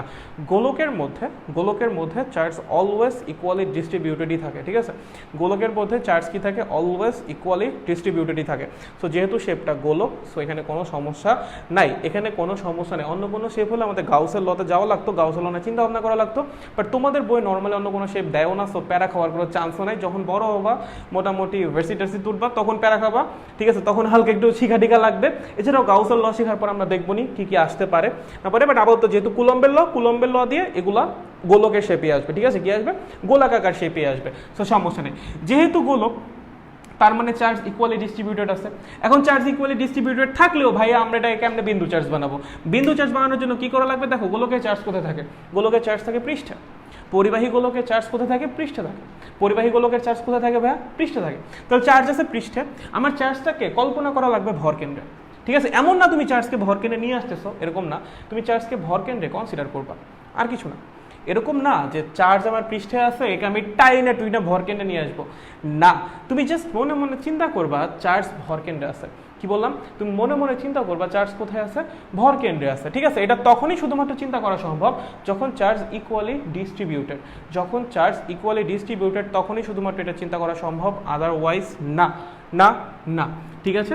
নর্মালি ইকুয়ালি ডিস্ট্রিবিউটেড থাকে না, এটা ডিস্টর্টেড হয়ে যায়, লাইক যখন এই পাশ থেকে ঠেলা ঠুলা দেয়। যেমন ধরো আমি বলি নর্মালি কেন ইকুয়ালি ডিস্ট্রিবিউটেড থাকে না, আমরা যেগুলো করি এগুলো আসলে এমনি করে করা উচিত না, মানে বুঝতেছিও যে ভুল করাচ্ছি, বাট কিছু করার নাই, কারণ ওই যে আলোচনা সেগুলো তোমাদের লেভেলের নাই। যেমন আমি তোমার একটা কথা বলি, তুমি চিন্তা করো ইকুয়ালি ডিস্ট্রিবিউটেড কেন থাকা সম্ভব না, তোমাকে আমি দেখাই দিই কেন থাকা সম্ভব না। আচ্ছা দেখো, ধরো এখানে প্লাস চার্জ আছে, এখানে প্লাস চার্জ আছে, বুঝো, মানে ভুল পড়াচ্ছি বলে টলে ভুল পড়াচ্ছি, ঠিক আছে। দেখো এখানে প্লাস চার্জ আছে, ঠিকঠাক কেন পড়াচ্ছি না, কারণ তোমাদের লেভেলের আলোচনা এগুলো না ভাইয়া না। আচ্ছা প্লাস আছে, প্লাস আছে, তুমি একটা কথা বলো, এই প্লাস এই প্লাসকে বিকর্ষণ করবে না? যদি বিকর্ষণ করে ওরা কি একটু হইলে ওই দিকে সরে যাবে না?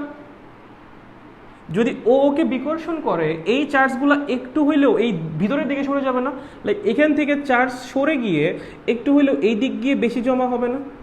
তোমার কি মনে হয়? অবশ্যই হবে। একইভাবে এখানেও একই কাহিনী, এখান থেকে চার্জ সরে যাবে, সরে গিয়ে এখানে গিয়ে কি হবে, চার্জ বেশি জমা হবে। তাহলে কেমন ইকুয়ালি ডিস্ট্রিবিউটেড থাকে? থাকে না, ইকুয়ালি ডিস্ট্রিবিউটেড থাকে না। আমরা মোটামুটি ধরে নেই যে ইকুয়ালি ডিস্ট্রিবিউটেড থাকে, তারপর ফর্মুলা অ্যাপ্লাই করি, ঠিক আছে। বাট অ্যাকচুয়ালি এগুলো ঠিক না, বাট কিছু করার নাই, অগত্যা আমাদের বই যেভাবে করিয়েছে আমরা সেভাবেই করিব। আদারওয়াইজ বেশি পাকনামি করতে গেলে আবার স্যাররা গাইডা দিবে, তখন আবার এসে বলবো যে প্রমিত ভাইয়ের জন্য হয়েছে এরকম, তখন তো আমার গায়ে লাভা ভাই, থাক দরকার নেই, তার চেয়ে তোমাদের বইয়ে যেমন করেছে আমি অন্য করে করাই দিই। চলো শোনো, দেখো এখানে চার্জ আছে 20 কুলম, এখানে চার্জ আছে 50 কুলম, ঠিক আছে। কোথায় আছে? পৃষ্ঠে আছে। গোলকের চার্জ কোথায় থাকবে? পৃষ্ঠে থাকবে। যদি না অপরিবাহী গোলক হয়, অপরিবাহী নিরেট গোলকের ভিতরেও চার্জ থাকতে পারে, বাট পরিবাহী যে কোনো গোলক এবং অপরিবাহী ফাঁপা গোলকের চার্জ অলওয়েজ পৃষ্ঠে থাকবে। কেন থাকবে? কেন থাকবে? কেন থাকবে? কারণ পৃষ্ঠে জায়গা সবচেয়ে বেশি পায়। চার্জ এমন জায়গায় থাকতে চায় যেখানে কি তারা পরস্পরের থেকে সবচেয়ে বেশি দূরে দূরে থাকতে পারে, ঠিক আছে। যেমন ধরেন প্লাস 20 কুলম চার্জ আছে, এখানে কি সব প্লাস চার্জের আধিক্য, প্লাস প্লাস নিজেরা নিজেদেরকে বিকর্ষণ করবে, বিকর্ষিত করে কি হবে, দূরে দূরে থাকার চেষ্টা করবে। সবচেয়ে বেশি জায়গায় কোথায় থাকার জন্য? পৃষ্ঠে। পৃষ্ঠে তো সবচেয়ে বড় জায়গা। সো সবগুলো চার্জ কি করে, পরস্পরকে বিকর্ষণ করে করে পৃষ্ঠে গিয়ে যায়। কোথায় যায়? পৃষ্ঠে চলে যায়, পরস্পরের থেকে সবচেয়ে দূরে দূরে থাকার চেষ্টা করে, ঠিক আছে। কোথায় চলে গিয়ে? পৃষ্ঠে চলে গিয়ে। এই জন্য চার্জ যা জমা হয় কোথায়? পৃষ্ঠে। বাট অপরিবাহী নিরেট গোলক এরকম হয় না, অপরিবাহী নিরেট গোলকের ভিতরেও চার্জ থাকে, বাট অন্যান্য সকল কেসে চার্জ কোথায় থাকবে? পৃষ্ঠে থাকবে, ঠিক আছে। তাহলে চার্জ এখানে কই আছে? পৃষ্ঠে। চার্জ এখানে কই আছে? পৃষ্ঠে। ওকে, কোনো সমস্যা নাই। এখন এই চার্জ থেকে আমরা কোথায় কনসিডার করব? ভর কেন্দ্রে। কখন কনসিডার করা সম্ভব? শুধুমাত্র যখন চার্জ ইকুয়ালি ডিস্ট্রিবিউটেড থাকবে। ভাইয়া এটা বারবার বলতেছি, কারণ অ্যাডমিশনে কিন্তু প্যাঁচায় দিতেই পারে। তোমার এইচএসসিতে প্যাঁচাবে না আমি বুঝতেছি, বাট অ্যাডমিশনে কিন্তু প্যাঁচায় দিতেই পারে। বারবার বলতেছি ইকুয়ালি ডিস্ট্রিবিউটেড না থাকলে তুমি কুলম্বে ছুটে অ্যাপ্লাই করতে পারবা না, তোমার গসের ল অ্যাপ্লাই করা লাগবে। অ্যাডমিশনে দিতেই পারে, এটা অসম্ভব কিছু না, বইয়ের এটা আসতেই পারে, অসম্ভব কিছু না। সো চার্জ যখন শুধুমাত্র ইকুয়ালি ডিস্ট্রিবিউটেড তখনই শুধুমাত্র কুলম্বের সূত্রে অ্যাপ্লাই করা সম্ভব। কোশ্চেনে যদি উল্লেখ করে দেয় চার্জ ইকুয়ালি ডিস্ট্রিবিউটেড না, তুমি ভুলেও কুলম্বের সূত্রে যেতে পারবে না, ঠিক আছে, মনে থাকবে? গ্রেট। আচ্ছা, তাহলে চার্জ যেহেতু এখানে ইকুয়ালি ডিস্ট্রিবিউটেড, সো আমরা কুলম্বের সূত্রে যেতে পারি। আমরা কি করব? পুরা চার্জটাকে ভরকেন্দ্রে কনসিডার করব। কি করব? পুরা চার্জটাকে ভরকেন্দ্রে কনসিডার করব। পুরা চার্জটাকে কোথায় কনসিডার করব? ভরকেন্দ্রে। তাহলে বলো এখন 20 কুলমকে আমি কোথায় চিন্তা করতেছি? এই যে এইখানে। আমি 50 কুলমকে কোথায় কনসিডার করতেছি? এই যে এইখানে। এখন দেখো এটা তো একটা পয়েন্ট, তার মানে পয়েন্টে চার্জ থাকা মানে এটা কি চার্জ? Point charge. এটাও কি একটা পয়েন্ট? পয়েন্টে চার্জ থাকা মানে এটা কি চার্জ? পয়েন্ট চার্জ, ঠিক আছে। তাহলে এটা একটা বিন্দু চার্জ, এটা একটা বিন্দু চার্জ। দেখো তো বিন্দু চার্জ দুটোর মধ্যবর্তী দূরত্ব কত? এইটুক তো 18। এই দুটো কি দুইটা বিন্দুর মধ্যবর্তী দূরত্ব না? দুইটা বিন্দুর মধ্যবর্তী দূরত্বে এইটুকু ইনক্লুডেড হবে যেটা হলো 4 মিটার, এইটুকু ইনক্লুডেড হবে যেটা হলো 3 মিটার। তাহলে বলো এই দুইটা বিন্দুর মধ্যবর্তী দূরত্ব কত? 18 প্লাস 4 প্লাস 3 মানে 25 মিটার। সো আর এর মান কত হবে? 4 প্লাস 18 প্লাস 3 মানে 25 মিটার। বুঝছো? বলো এরা একে অপরের উপর কতখানি বল প্রয়োগ করবে? F is equals to 1/4 pi epsilon naught into Q1 Q2 by R square। এটার মান কত? শূন্য মাধ্যম, যেহেতু কিছু বলে নাই, শূন্য মাধ্যম 9 × 10⁹। Q1 এর মান কত ভাইয়া? 20। Q2 এর মান কত ভাইয়া? 50। মধ্যবর্তী দূরত্ব কত ভাইয়া? 25। করো তার স্কোয়ার, তাহলে কত আসে? 9 × 10⁹। 25 না? তাহলে 2 যাচ্ছে আমার 400/25, তাই না? 25, তাহলে আমার থাকে 4 4 4 16 16 × 9 × 10⁹9, তাই না? তার মানে হলো 144, মানে 1.44 × 10⁻11 নিউটন। কত? 1.44 × 10⁻11 নিউটন। চলো বুঝতে পারছো নাকি বুঝতে পারো নাই? ভাই আমি জানি তোমরা এটা আগেও জানতা যে হ্যাঁ এরকম ব্যাসার্ধ থাকলে এই সেই করা লাগে, কেন করা লাগে এখন তো বুঝছো, আই গেছে এখন বুঝতে পারছো। কেন এরকম করবা তুমি, হুদায় হুদায় করবা নাকি বলো, এরকম তো শুধু শুধু করবা না, অবশ্যই সব কিছুর পিছনে একটা রিজন থাকে, রিজন জেনে বোঝার চেষ্টা করো, দেখবা পড়াশোনা সুন্দর হবে, মানে অন্তত কেউ জিজ্ঞেস করলে ব্যাখ্যা তো করে দিয়ে আসতে পারবি যে হ্যাঁ এটা এই কারণে হয়, শুধু শুধু হয় না, দেয়ারস আ রিজন বিহাইন্ড ইট, শুধু শুধু কিছুই হয় না, সব কিছুর পিছনে একটা রিজন থাকে। ওকে আচ্ছা বলো বলো, বুঝতে পারিয়াছো নাকি বুঝতে পারো নাই? অ্যান্সার হবে 1 পয়েন্ট মোস্ট প্রবাবলি, তা আমার ক্যালকুলেশন ভুল হতে পারে, তোমরা একটু ক্যালকুলেশন চেক করে নাও, 1.44 × 10⁻11 মোস্ট প্রবাবলি চেক করে নিও। চলো বুঝেছো নাকি বুঝতে পারো নাই, কোনটা? ছোট ছোট বাচ্চারা বলো তো ভাইয়াকে, ভাইয়াকে জানো, বুঝতে পারছো? বুঝতে পারছো? কল্পনায় চার্জকে ভর কেন্দ্রে নিয়ে আসবো, হ্যাঁ হ্যাঁ হ্যাঁ হ্যাঁ, বুঝি নাই কেন শুধু চার্জ ইকুয়ালি ডিস্ট্রিবিউটেড থাকলে কুলম্বের ল অ্যাপ্লাইড হয়? ভাইয়া যদি চার্জ ইকুয়ালি ডিস্ট্রিবিউটেড না থাকে তখন তুমি একে ভর কেন্দ্রে কনসিডারই করতে পারবে না। যেমন ধরো আমি তোমার একটা কথা বলি, এই এই বুঝো, দেখো একটু হালকার উপর দিয়ে বোঝার চেষ্টা করো, অবশ্যই এটা প্রমাণ আছে, বাট আমি প্রমাণে যাচ্ছি না, আমি হালকার উপর দিয়ে একটু বোঝানোর চেষ্টা করতেছি, বুঝো। দেখো ধরো চার্জ ইকুয়ালি ডিস্ট্রিবিউটেড, হ্যাঁ ধরো চার্জ ইকুয়ালি ডিস্ট্রিবিউটেড, হ্যাঁ দেখো এই পাশের যে চার্জগুলা ওরা কিন্তু এটার কাছাকাছি, এই পাশের যে চার্জগুলা ওরা কিন্তু এটার কাছাকাছি, সো ওদের এই যে এই সাইডটা, এই সাইডের প্রভাবটা বেশি পড়বে, প্রভাব বেশি পড়বে, মানে এই পাশের যে অর্ধেক সেই অর্ধেকের প্রভাব কি হবে? বেশি পড়বে। অ্যান্ড এই পাশের যে অর্ধেক সেই অর্ধেকের প্রভাব কি পড়বে? কম পড়বে। কেন? কারণ ওরা একটু দূরে আছে, প্রভাব কম পড়বে। এই পাশের যে অর্ধেক সেই অর্ধেকের প্রভাব বেশি পড়বে এটার উপর, এবং এই পাশের যে অর্ধেক সেই অর্ধেকের প্রভাব কম পড়বে এটার উপর, ঠিক আছে? কিন্তু খেয়াল করবা এটা যদি 1 মিটার বেশি কাছে হয়, এই পাশে ঠিক এরকম একটা চার্জ আছে যে 1 মিটার বেশি দূরে, মিটার বেশি কাছে যদি একটা চার্জ থাকে, এই পাশে 2 মিটার বেশি দূরে একটা চার্জ আছে, এটা তখনই হবে যখন ইকুয়ালি ডিস্ট্রিবিউটেড থাকবে এবং তখনই ওকে তুমি ভরকেন্দ্রে কনসিডার করতে পারবা। বাট যদি এই পাশে ধরো এই পাশে আগে এক্সট্রা, এই পাশে প্রভাব বেশি ছিল 50 কুলম্বের, এই পাশেও প্রভাব কম ছিল 50 কুলম্বের, যদি ইকুয়ালি ডিস্ট্রিবিউটেড থাকে, বাট যদি ইকুয়ালি ডিস্ট্রিবিউটেড না থাকে, ধরো এই পাশে প্রভাব বেশি আছে 70 কুলম্বের, কথার কথা 70 কুলম্বের, আর এই পাশে ধরো প্রভাব বেশি আছে 30 কুলম্বের, প্রভাব কম আছে কার? 30 কুলম্বের, তাহলে 70 কুলম্বের প্রভাব বেশি আর 30 কুলম্বের প্রভাব কম, ঠিক আছে? তাহলে বলো যদি বেশি, যার প্রভাব বেশি সেটা কি বেশি হয়ে যাচ্ছে না? তার মানে কি কম যে আছে, ধরো তোমার 30 কুলম্বের প্রভাবটা হলো কম এবং 70 কুলম্বের প্রভাব হলো বেশি, এই 30 কুলম্ব কমকে তুমি 30 কুলম্ব বেশি দ্বারা কম্পেনসেট করতে পারলা, স্টিল 40 কুলম্ব এক্সট্রা থেকে যাচ্ছে না? 40 কুলম্বের জন্য একটা এক্সট্রা প্রভাব পড়বে না? পড়বে তো। সো তখন তুমি কেমনে মাঝখানের একটা পয়েন্টে চার্জ নিয়ে আসতে পারবা? পারবা না। তখন তোমার আরে আমার তারে টান লাগছে রে ভাই, সরি, তখন তুমি এইভাবে ভরকেন্দ্রে কখনোই কনসিডার করতে পারবা না, ঠিক আছে? ভরকেন্দ্রে কখনোই কনসিডার করা যাবে না। তখন এই যে এখানে দেখা যাবে এক্সট্রা চার্জ চলে আসছে, এরকম সাইডে মাইডে চলে আসছে, এই পাশ থেকে প্রভাব বেশি পড়বে, সো তখন আর ইকুয়ালি ডিস্ট্রিবিউটেড না থাকলে তখন আর কুলম্বের সূত্রে যাওয়া যায় না, কারণ বিন্দু চার্জ আর বানানো যায় না, ঠিক আছে? বিন্দু চার্জ বানানোর ওইটা হলো যে লাইক যদি তোমার ইকুয়ালি ডিস্ট্রিবিউটেড থাকে তখন এই পাশে যতটুকু এক্সট্রা প্রভাব আছে, এই পাশে ততটুকু কম প্রভাব আছে, তখন মাঝখানে একটা পয়েন্ট আমরা কনসিডার করতে পারি যেটাকে আমরা ভরকেন্দ্র বলে থাকি। সো তাতে কোনো সমস্যা হয় না, প্রভাব আলটিমেটলি সেমই থাকে, ও যতটুকু এক্সট্রা প্রভাব দেয় ও আবার ততটুকু কম প্রভাব দেয়, আলটিমেট রেজাল্ট থাকে সেম। বাট যদি এক পাশে একটু বেশি প্রভাব পড়ে যায়, যে পাশে প্রভাব বেশি সেই পাশে যদি এক্সট্রা চার্জ চলে যায়, বা যে পাশে প্রভাব কম সেই পাশে যদি এক্সট্রা চার্জ চলে যায়, ঠিক আছে, তখন কিন্তু আর দুই পাশে ইকুয়াল থাকবে না, তখন তুমি আর ভরকেন্দ্র ওই আয়না চিন্তা করতে পারবে না, বুঝতে পারছো? তখন আর কুলম্বের সূত্র অ্যাপ্লাই করা যাবে না, তখন গসের লতে যাওয়া লাগবে বা গাউসের লতে যাওয়া লাগবে। বুঝতে পেরেছো যে প্রশ্ন করেছিলে? ভাইয়া ভাইয়া ভাইয়া যে প্রশ্ন করেছিলে, ওহো ওহো সরি, এবার ঠিক আছে? ইন্টারাপ্টেড, হ্যাঁ বুঝতে পেরেছি, এবার ঠিক আছে? এবার এবার এবার জানাও তো আমাকে একটু, একটু জানাও তোমরা কি বুঝতে পারছো না কিছু? রাদিবা লিখেছে বুঝেছি ভাইয়া, গ্রেট গ্রেট গ্রেট। বাকিদের কি অবস্থা রে? বাকিরা মহাশয়রা আপনারা কি বুঝতে পেরেছেন? 25 স্কোয়ার হবে না?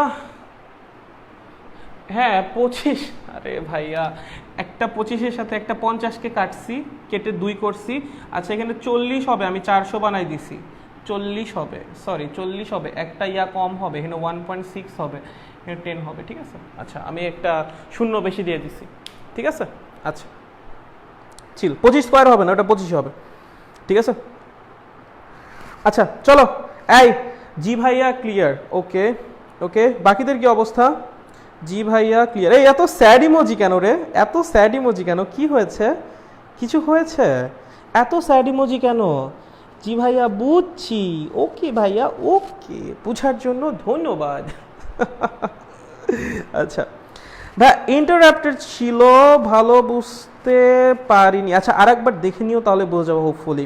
ভাইয়া বুঝতে পারছি, খুবই ভালো বুঝেছি, ওকে বুঝছি ভাইয়া, ওকে ভাইয়া, গুড ভাইয়া, চলো আমরা আগাই, ঠিক আছে, ওকে ক্লিয়ার, ওকে চলো, হয়েছে। আচ্ছা ওকে ওকে ওকে, বুঝেছি আমরা এই পর্যন্ত, ভালো। চলো আমরা একটা ম্যাথ করব। আমরা কি করিব? আমরা আরেকটা ম্যাথ করিব। চলো দেখো, ভেক্টরের কনসেপ্ট লাগবে, আবার বলতেছি, এই যে এই চ্যাপ্টার পড়ার জন্য ভেক্টরের কনসেপ্ট লাগবে, ভেক্টরের কনসেপ্ট মাস্ট। সো আরেকবার ভেক্টরটা রিভাইজ দিয়ে ফেলো, লব্ধি নির্ণয়ের ভেক্টরের কনসেপ্টটা একটু রিভাইজ দিও, এই চ্যাপ্টার করাটা অনেক ইজি হবে, আদারওয়াইজ অনেক পেন খেয়ে যাবে, ঠিক আছে। ভেক্টরের কনসেপ্ট ছাড়া এই চ্যাপ্টারে আগানো অনেক কঠিন, ওকে। ভেক্টরের কনসেপ্ট আমাদের লাগবেই। চলো ম্যাথ নাম্বার 3। ও দেখো, তোমাকে বলিয়াছে এই, তোমাকে বলিয়াছে আর একটা হলো এই, ঠিক আছে। তোমাকে বলছে এই, বলছে 5 মিটার, বলছে ধরো 10 মিটার, কত 10 মিটার, হ্যাঁ। এই একটা পয়েন্ট, এখানে তোমার প্লাস 10 কুলম চার্জ আসছে, এখানে তোমার প্লাস 40 কুলম চার্জ আসছে, কত আছে প্লাস 40 কুলম, এখানে আছে প্লাস 10 কুলম, এখানে আছে প্লাস 40 কুলম। তোমার বলছে একটা পয়েন্ট এ, প্রশ্ন করেছে এ পয়েন্টে প্লাস 5 কুলম চার্জকে, প্লাস 5 কুলম চার্জকে স্থাপন করলে এর উপর কতখানি লব্ধি বল ক্রিয়া করবে, এর উপর কতখানি লব্ধি বল ক্রিয়া করবে, কতখানি লব্ধি বল ক্রিয়া করবে, ঠিক আছে। এ পয়েন্টে প্লাস 5 কুলম চার্জকে স্থাপন করলে এর উপর কতখানি লব্ধি বল ক্রিয়া করবে। তাহলে চলো এ পয়েন্টে আমরা কি করব, প্লাস 5 কুলম মানের একটা চার্জকে স্থাপন করব। কি করব? প্লাস 5 কুলম মানের একটা চার্জকে স্থাপন করব। আচ্ছা খেয়াল করো, এই 40 কুলম এই প্লাস 5 কুলমকে কি করবে? বিকর্ষণ করবে। কোন দিকে? এই দিকে। ধরো নাম দিলাম কি F1। এই প্লাস 10 কুলম এই 5 কুলমকে কি করবে? বিকর্ষণ করবে। কোন দিকে বিকর্ষণ করবে বলো তো? কোন দিক করবে? এই যে এই দিকে, তাই তো। ধরো নাম দিলাম F2। কোনো সমস্যা আছে? এই 40 কুলম এই 5 কুলম কি করবে? বিকর্ষণ করবে এদিকে, নাম দিলাম F1। এই 10 কুলম এই 5 কুলম কি করবে? বিকর্ষণ করবে কোন দিকে? এই দিকে, নাম দিলাম কি F2। ওকে চলো F1 এর মান কেমনে বের করবা? F1 কি? প্লাস 40 কুলম প্লাস 5 কুলমকে যতখানি বিকর্ষণ বল প্রয়োগ করতেছে সেটা। এই কি F1টা কি? এই প্লাস 40 কুলম প্লাস 5 কুলমকে যতখানি বিকর্ষণ বল প্রয়োগ করতেছে সেটাই হলো আমাদের F1। কেমনে বের করব? C into Q1 Q2 by R square. Q1 কত? 40, Q2 কত? 5। মধ্যবর্তী দূরত্ব কত ভাইয়া? মধ্যবর্তী দূরত্ব কত রে? 10। চল দে স্কয়ার দে, দিছিস? চল 9 into 10 to the power 9 into এটা হলো আমার আছে 200 বাই হলো 100, তার মানে 1.8 into 10 to the power 10 Newton. ঠিক আছে, তার মানে আমি F1 এর মান পেয়ে গেছি। কোনো সমস্যা? না, সমস্যা নেই। চলো F2 এর মান বের করো। F2টা কি? এই প্লাস 10 কুলম এই প্লাস 5 কুলমকে যতখানি বিকর্ষণ বল প্রয়োগ করবে সেটা। চলো লেখো C ইন্টু একটা কত 10 আর একটা কত 5। মধ্যবর্তী দূরত্ব কত? আর দেখো এই আর এর মান কত হবে? এটা অতিভুজ না, সমকোণী ত্রিভুজ না, 5 10, তার মানে √5 স্কয়ার প্লাস 10 স্কয়ার মানে √125। তো আমার √125 তার আবার কি স্কয়ার, √125 তার কি স্কয়ার। তাহলে 9 ইন্টু 10 টু দি পাওয়ার 9, উপরে আমার 50, নিচে কত 125, রাইট। তাহলে চলো 9 ইন্টু 10 টু দি পাওয়ার 9, উপর আছে 10 নিচে আছে 5। আচ্ছা এটা করলে কত হয় রে? 10 দে 2 4 4 নং 36, 3.6 ইন্টু 10 টু দি পাওয়ার 9 কত আসবে? 3.6 ইন্টু 10 টু দি পাওয়ার 9। বুঝতে পারছো কত আসবে? 3.6 into 10 to the power 9 Newton. তাহলে আমি F1 এর মান বের করলাম, F2 এর মান বের করলাম। কি বের করলাম? F1 বের করলাম, F2 বের করলাম। এখন এই বস্তুর উপর যদি চার্জিত বস্তুর উপর যদি দুইটা বল কাজ করে, ওর উপর লব্ধি বল কেমনে বের করবা? আরে ভাই দুইটা তো ভেক্টর, রাইট? এদের ভেক্টর লব্ধি বের করলেই তো হয়ে যাচ্ছে। দুইটা কি ভেক্টর, এদের ভেক্টর লব্ধি বের করবা। চলো তার মানে আমার এই অ্যাঙ্গেলটা জানা খুব ইম্পর্টেন্ট। দুইটা ভেক্টরের মধ্যবর্তী কোণ জানা খুব ইম্পর্টেন্ট। সেটার মান কেমনে বের করবো? ভাই সমকোণী ত্রিভুজ। চলো নাম দাও আলফা। তুমি লম্ব জানো, ভূমি জানো, লেখো tan alpha. Tan alpha is equals to লম্ব বাই ভূমি, মানে কত হাফ। তাহলে আলফার মান কত, tan inverse half. Tan inverse হাফের মান কত রে, জানি না। ট্যান ইনভার্স হাফের মান যত সেটা হবে আলফার মান, কি হবে আলফার মান, ঠিক আছে। তাহলে আলফার মান পেয়ে গেছি। দেখো দুইটা ভেক্টরের মান জানি, দুইটা ভেক্টরের মধ্যবর্তী কোণ জানি, দুইটা ভেক্টর লব্ধি বের করতে পারবো না? দুইটা ভেক্টরের মান জানি, দুইটা ভেক্টরের মধ্যবর্তী কোণ জানি, আমরা কি দুইটা ভেক্টরের লব্ধি বের করতে পারবো নাকি পারবো না? কোনো ব্যাপার? চলো বের করো, চলো বের করো। দেখো এই ধরো দুইটা ভেক্টরের লব্ধি বল এফ এবং অ্যাঙ্গেল ধরো থিটা, তাহলে এফ এর মান কত হবে, root over f1 square plus f2 square plus 2f1 f2 cos alpha. আলফার মান কত, ওই যে tan ইনভার্স হাফ, কত tan ইনভার্স হাফ, যত আসে তত, ওকে tan ইনভার্স হাফ। তাহলে এখান থেকে আমরা কি করব, f এর মান বের করে ফেলবো, ঠিক আছে। কি করব, f এর মান বের করে ফেলবো, যে আমাদের লব্ধি বল সেটার মান বের করে ফেলবো। এখন কি করা লাগবে, এখন কি করা লাগবে, লব্ধির অ্যাঙ্গেল বের করা লাগবে। কেমনে লেখে ভাইয়া, যার সাথে অ্যাঙ্গেল সেই হলো সিঙ্গেল, কতবার বলবো আর, f1। তাহলে f1 এর সাথে অ্যাঙ্গেল দিয়েছি, তার জন্য f1 নিচে একা মানে সিঙ্গেল হয়ে বসবে, উপরে নিচে কি f2, f2 tan মানে কি sin বাই cos, উপরে sin নিচে cos, সাইডে বসাও আলফা, আলফা আলফা কই থেকে পাবো, ওই যে আমার আলফা, ওই যে ওখান থেকে পাবো, ঠিক আছে। এখান থেকে থিটার মান বের করে ফেলবা, তাহলে আমার লব্ধির মান বের হয়ে গেছে, লব্ধির দিক বের হয়ে গেছে, তোমার লব্ধি বলই বের হয়ে গেছে। চলো বের করতে পারবা না কি পারবা না ভাইরা, এগুলো নিয়ে কি প্যারা খাবো, এগুলো নিয়ে কোনো প্যারা খাবো আমরা, কোনো ব্যাপার এগুলো আমাদের জন্য, বলো তো এগুলো আমাদের জন্য কোনো ব্যাপার নাকি খেলে দিব একদম, বলো কোনটা, এগুলো কি আমাদের জন্য কোনো ব্যাপার নাকি আমরা একদম খেলে দিব, খেলে দিব না একদম, একদম খেলে দিব না, ঠিক আছে। খেলাধুলায় কোনো কমতি হবে, খেলাধুলায় কোনো কমতি হবে, কোনো কমাকমি চলবে, একদম চলবে না। চলো বুঝতে পারছো নাকি কি লিখছি, সেটা কি লিখছি ভাই, ভাই RIP মি, কেন পারবো ভাই, আচ্ছা ঠিক আছে, ওকে ওকে ওকে ওকে সবাই বুঝছি, কারো কোনো সমস্যা, যে সমস্যা না থাকে তাহলে এবার প্রমিত ভাইকে দেখো, ঠিক আছে। সো এই ছিল মোটামুটি প্রথম ক্লাস। আমি প্রথম ক্লাসে বেশি যাচ্ছি না, কারণ এরপর আরও ম্যাথ করবো আমরা, নেক্সট ক্লাসে সেগুলো করব, মানে এই বলের উপর যত ম্যাথ আছে সব করব, তারপর আমরা বলরেখা শিখবো, তারপর আমরা তড়িৎ ক্ষেত্র শিখবো, তারপর আমরা প্রাবল্যে যাব, ঠিক আছে।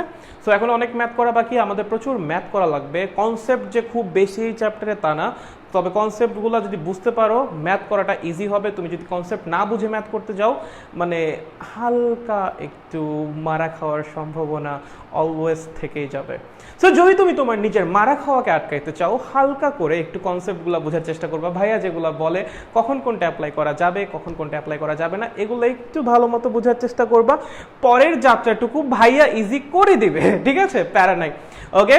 সো এই ছিল মোটামুটি, কি লিখছে, ও আচ্ছা অ্যান্সার বের করে দিচ্ছিস, thank you thank you.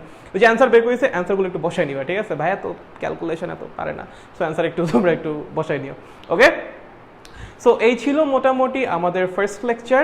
I hope তোমরা বুঝতে পারছো, আমি আশা রাখতেছি তোমরা বুঝতে পারতেছো। স্টিল যদি কেউ না বুঝো বইলো আমাকে, আমি আসি, সমস্যা নাই। এছাড়াও আমাদের সামনে প্রবলেম সলভিং ক্লাস হবে, তার জন্য জমিয়ে রাখো অ্যান্ড ঠিকঠাক করে পড়াশোনা করো। ঠিকঠাক করে পড়াশোনা করলে সামনে মানে ক্লাসগুলো বুঝতে অনেক সুবিধা হবে, বাট তুমি যদি খালি পড়া জমাও, সামনে ক্লাসগুলো বুঝতে কিন্তু অনেক অসুবিধা হবে, ঠিক আছে। সো যেদিনকার পড়া সেই দিন কভার করার চেষ্টা করো, তাহলে দেখবেন, যেমন আজকে পড়া যদি না পড়ে আসো, নেক্সট লেকচারে প্যারা খাবা, শিওর প্যারা খাবা, কারণ নেক্সট লেকচারে এই যে কনসেপ্টটা, এই কনসেপ্টের আরও কঠিন ম্যাথে যাবো, ঠিক আছে। নেক্সট ক্লাসে এই কনসেপ্টটি আরও কঠিন ম্যাথে যাবো। সো তুমি যদি সহজগুলাই না পারো, কঠিনগুলো তো তোমাকে আরও প্যারা দিবে, ঠিক আছে। তো সহজ জিনিসগুলো একটু পড়ে আইসো। আর অনেকে বলবা যে ভাই কঠিন জিনিস পড়ে কী লাভ, ভাই কঠিন জিনিস শেখা লাগবে। সহজ জিনিস তো অবশ্যই শিখবা, সেটা শিখতে আমি না করতেছি না, তবে কঠিন জিনিসও শেখা লাগবে কিছু, হ্যাঁ। কনসেপ্ট ক্লিয়ার করার জন্য কিছু কঠিন জিনিসপত্র শেখা লাগে, কারণ মাঝে মাঝে আমাদের ডিফারেন্ট রুলসে আগানো লাগে। সো তার জন্য কঠিন জিনিসপত্রের ইম্পর্টেন্স আছে বলে আমি মনে করি, কারণ তুমি যখন অ্যাডমিশন টেস্ট দিয়ে যাবা, চিন্তাও করো না যে সব কিছু তুমি সোজা পাবা, জীবনও না, অসম্ভব। তুমি এইচএসসির কোয়েশনও দেখো, অনেক স্ট্যান্ডার্ড কোয়েশন হয়, সবসময় সোজা প্রশ্ন করে না, ঠিক আছে। সো একটু সহজ জিনিস তো অবশ্যই শিখবা, সহজ জিনিস বাদ দিয়ে কঠিন জিনিস শিখতে বলতেছি না, বাট সহজ জিনিসগুলো শেখার পরে একটু কঠিন জিনিস নিয়েও নাড়াচাড়া করতে শিখো, দেখবা যে আস্তে আস্তে কঠিন জিনিসগুলোকেই সহজ লাগা শুরু হবে, ঠিক আছে। তাহলে সবার সাথে পরের লেকচারে দেখা হচ্ছে। অ্যান্ড যদি ক্লাস ভালো লাগে, কষ্ট করে মেইন গ্রুপে যে একটা রিভিউ দিয়ে এসো, যে হ্যাঁ একটা রিভিউ পোস্ট দিও, ক্লাস কেমন লাগে না লাগে, ঠিক আছে। অ্যান্ড ফ্রেন্ডদেরকে বললো যদি তোমাদের ক্লাস ভালো লাগে তাহলে ফ্রেন্ডদেরকেও একটু সাজেস্ট করো জয়েন করার জন্য, তাহলে ভাইয়ার জন্য অনেক হেল্প হবে, ঠিক আছে। সো এইটুকুই তোমাদের কাছে রিকোয়েস্ট, যদি পসিবল হয় তাহলে মেন গ্রুপে যা কষ্ট করে একটা রিভিউ দিয়ে এসো, রিভিউ পোস্ট যে হ্যাঁ ক্লাস এরকম লাগছে, এই হচ্ছে ওই হচ্ছে। যদি তোমার মনে হয় ওদেরও ভর্তি হওয়া উচিত, ওদের একটু সাজেস্ট করো ভর্তি হওয়ার জন্য। অ্যান্ড তোমার যারা ফ্রেন্ডরা আছে, তোমার যে কলেজ ফ্রেন্ড, তোমার যে এলাকার ফ্রেন্ড, যদি তোমার ক্লাস ভালো লাগে থাকে ওদেরকে একটু বললো যেন তারাও জয়েন করে, ঠিক আছে। তাহলে ভাইয়া অনেক খুশি হবে, ভাইয়ের জন্য একটু হেল্প হবে। ওকে, তাহলে see you guys in the next lecture. তার আগ পর্যন্ত টাটা, বাই বাই, সবাই ভালো থাকো, সুস্থ থাকো, পড়াশোনা করতে থাকো, টাটা।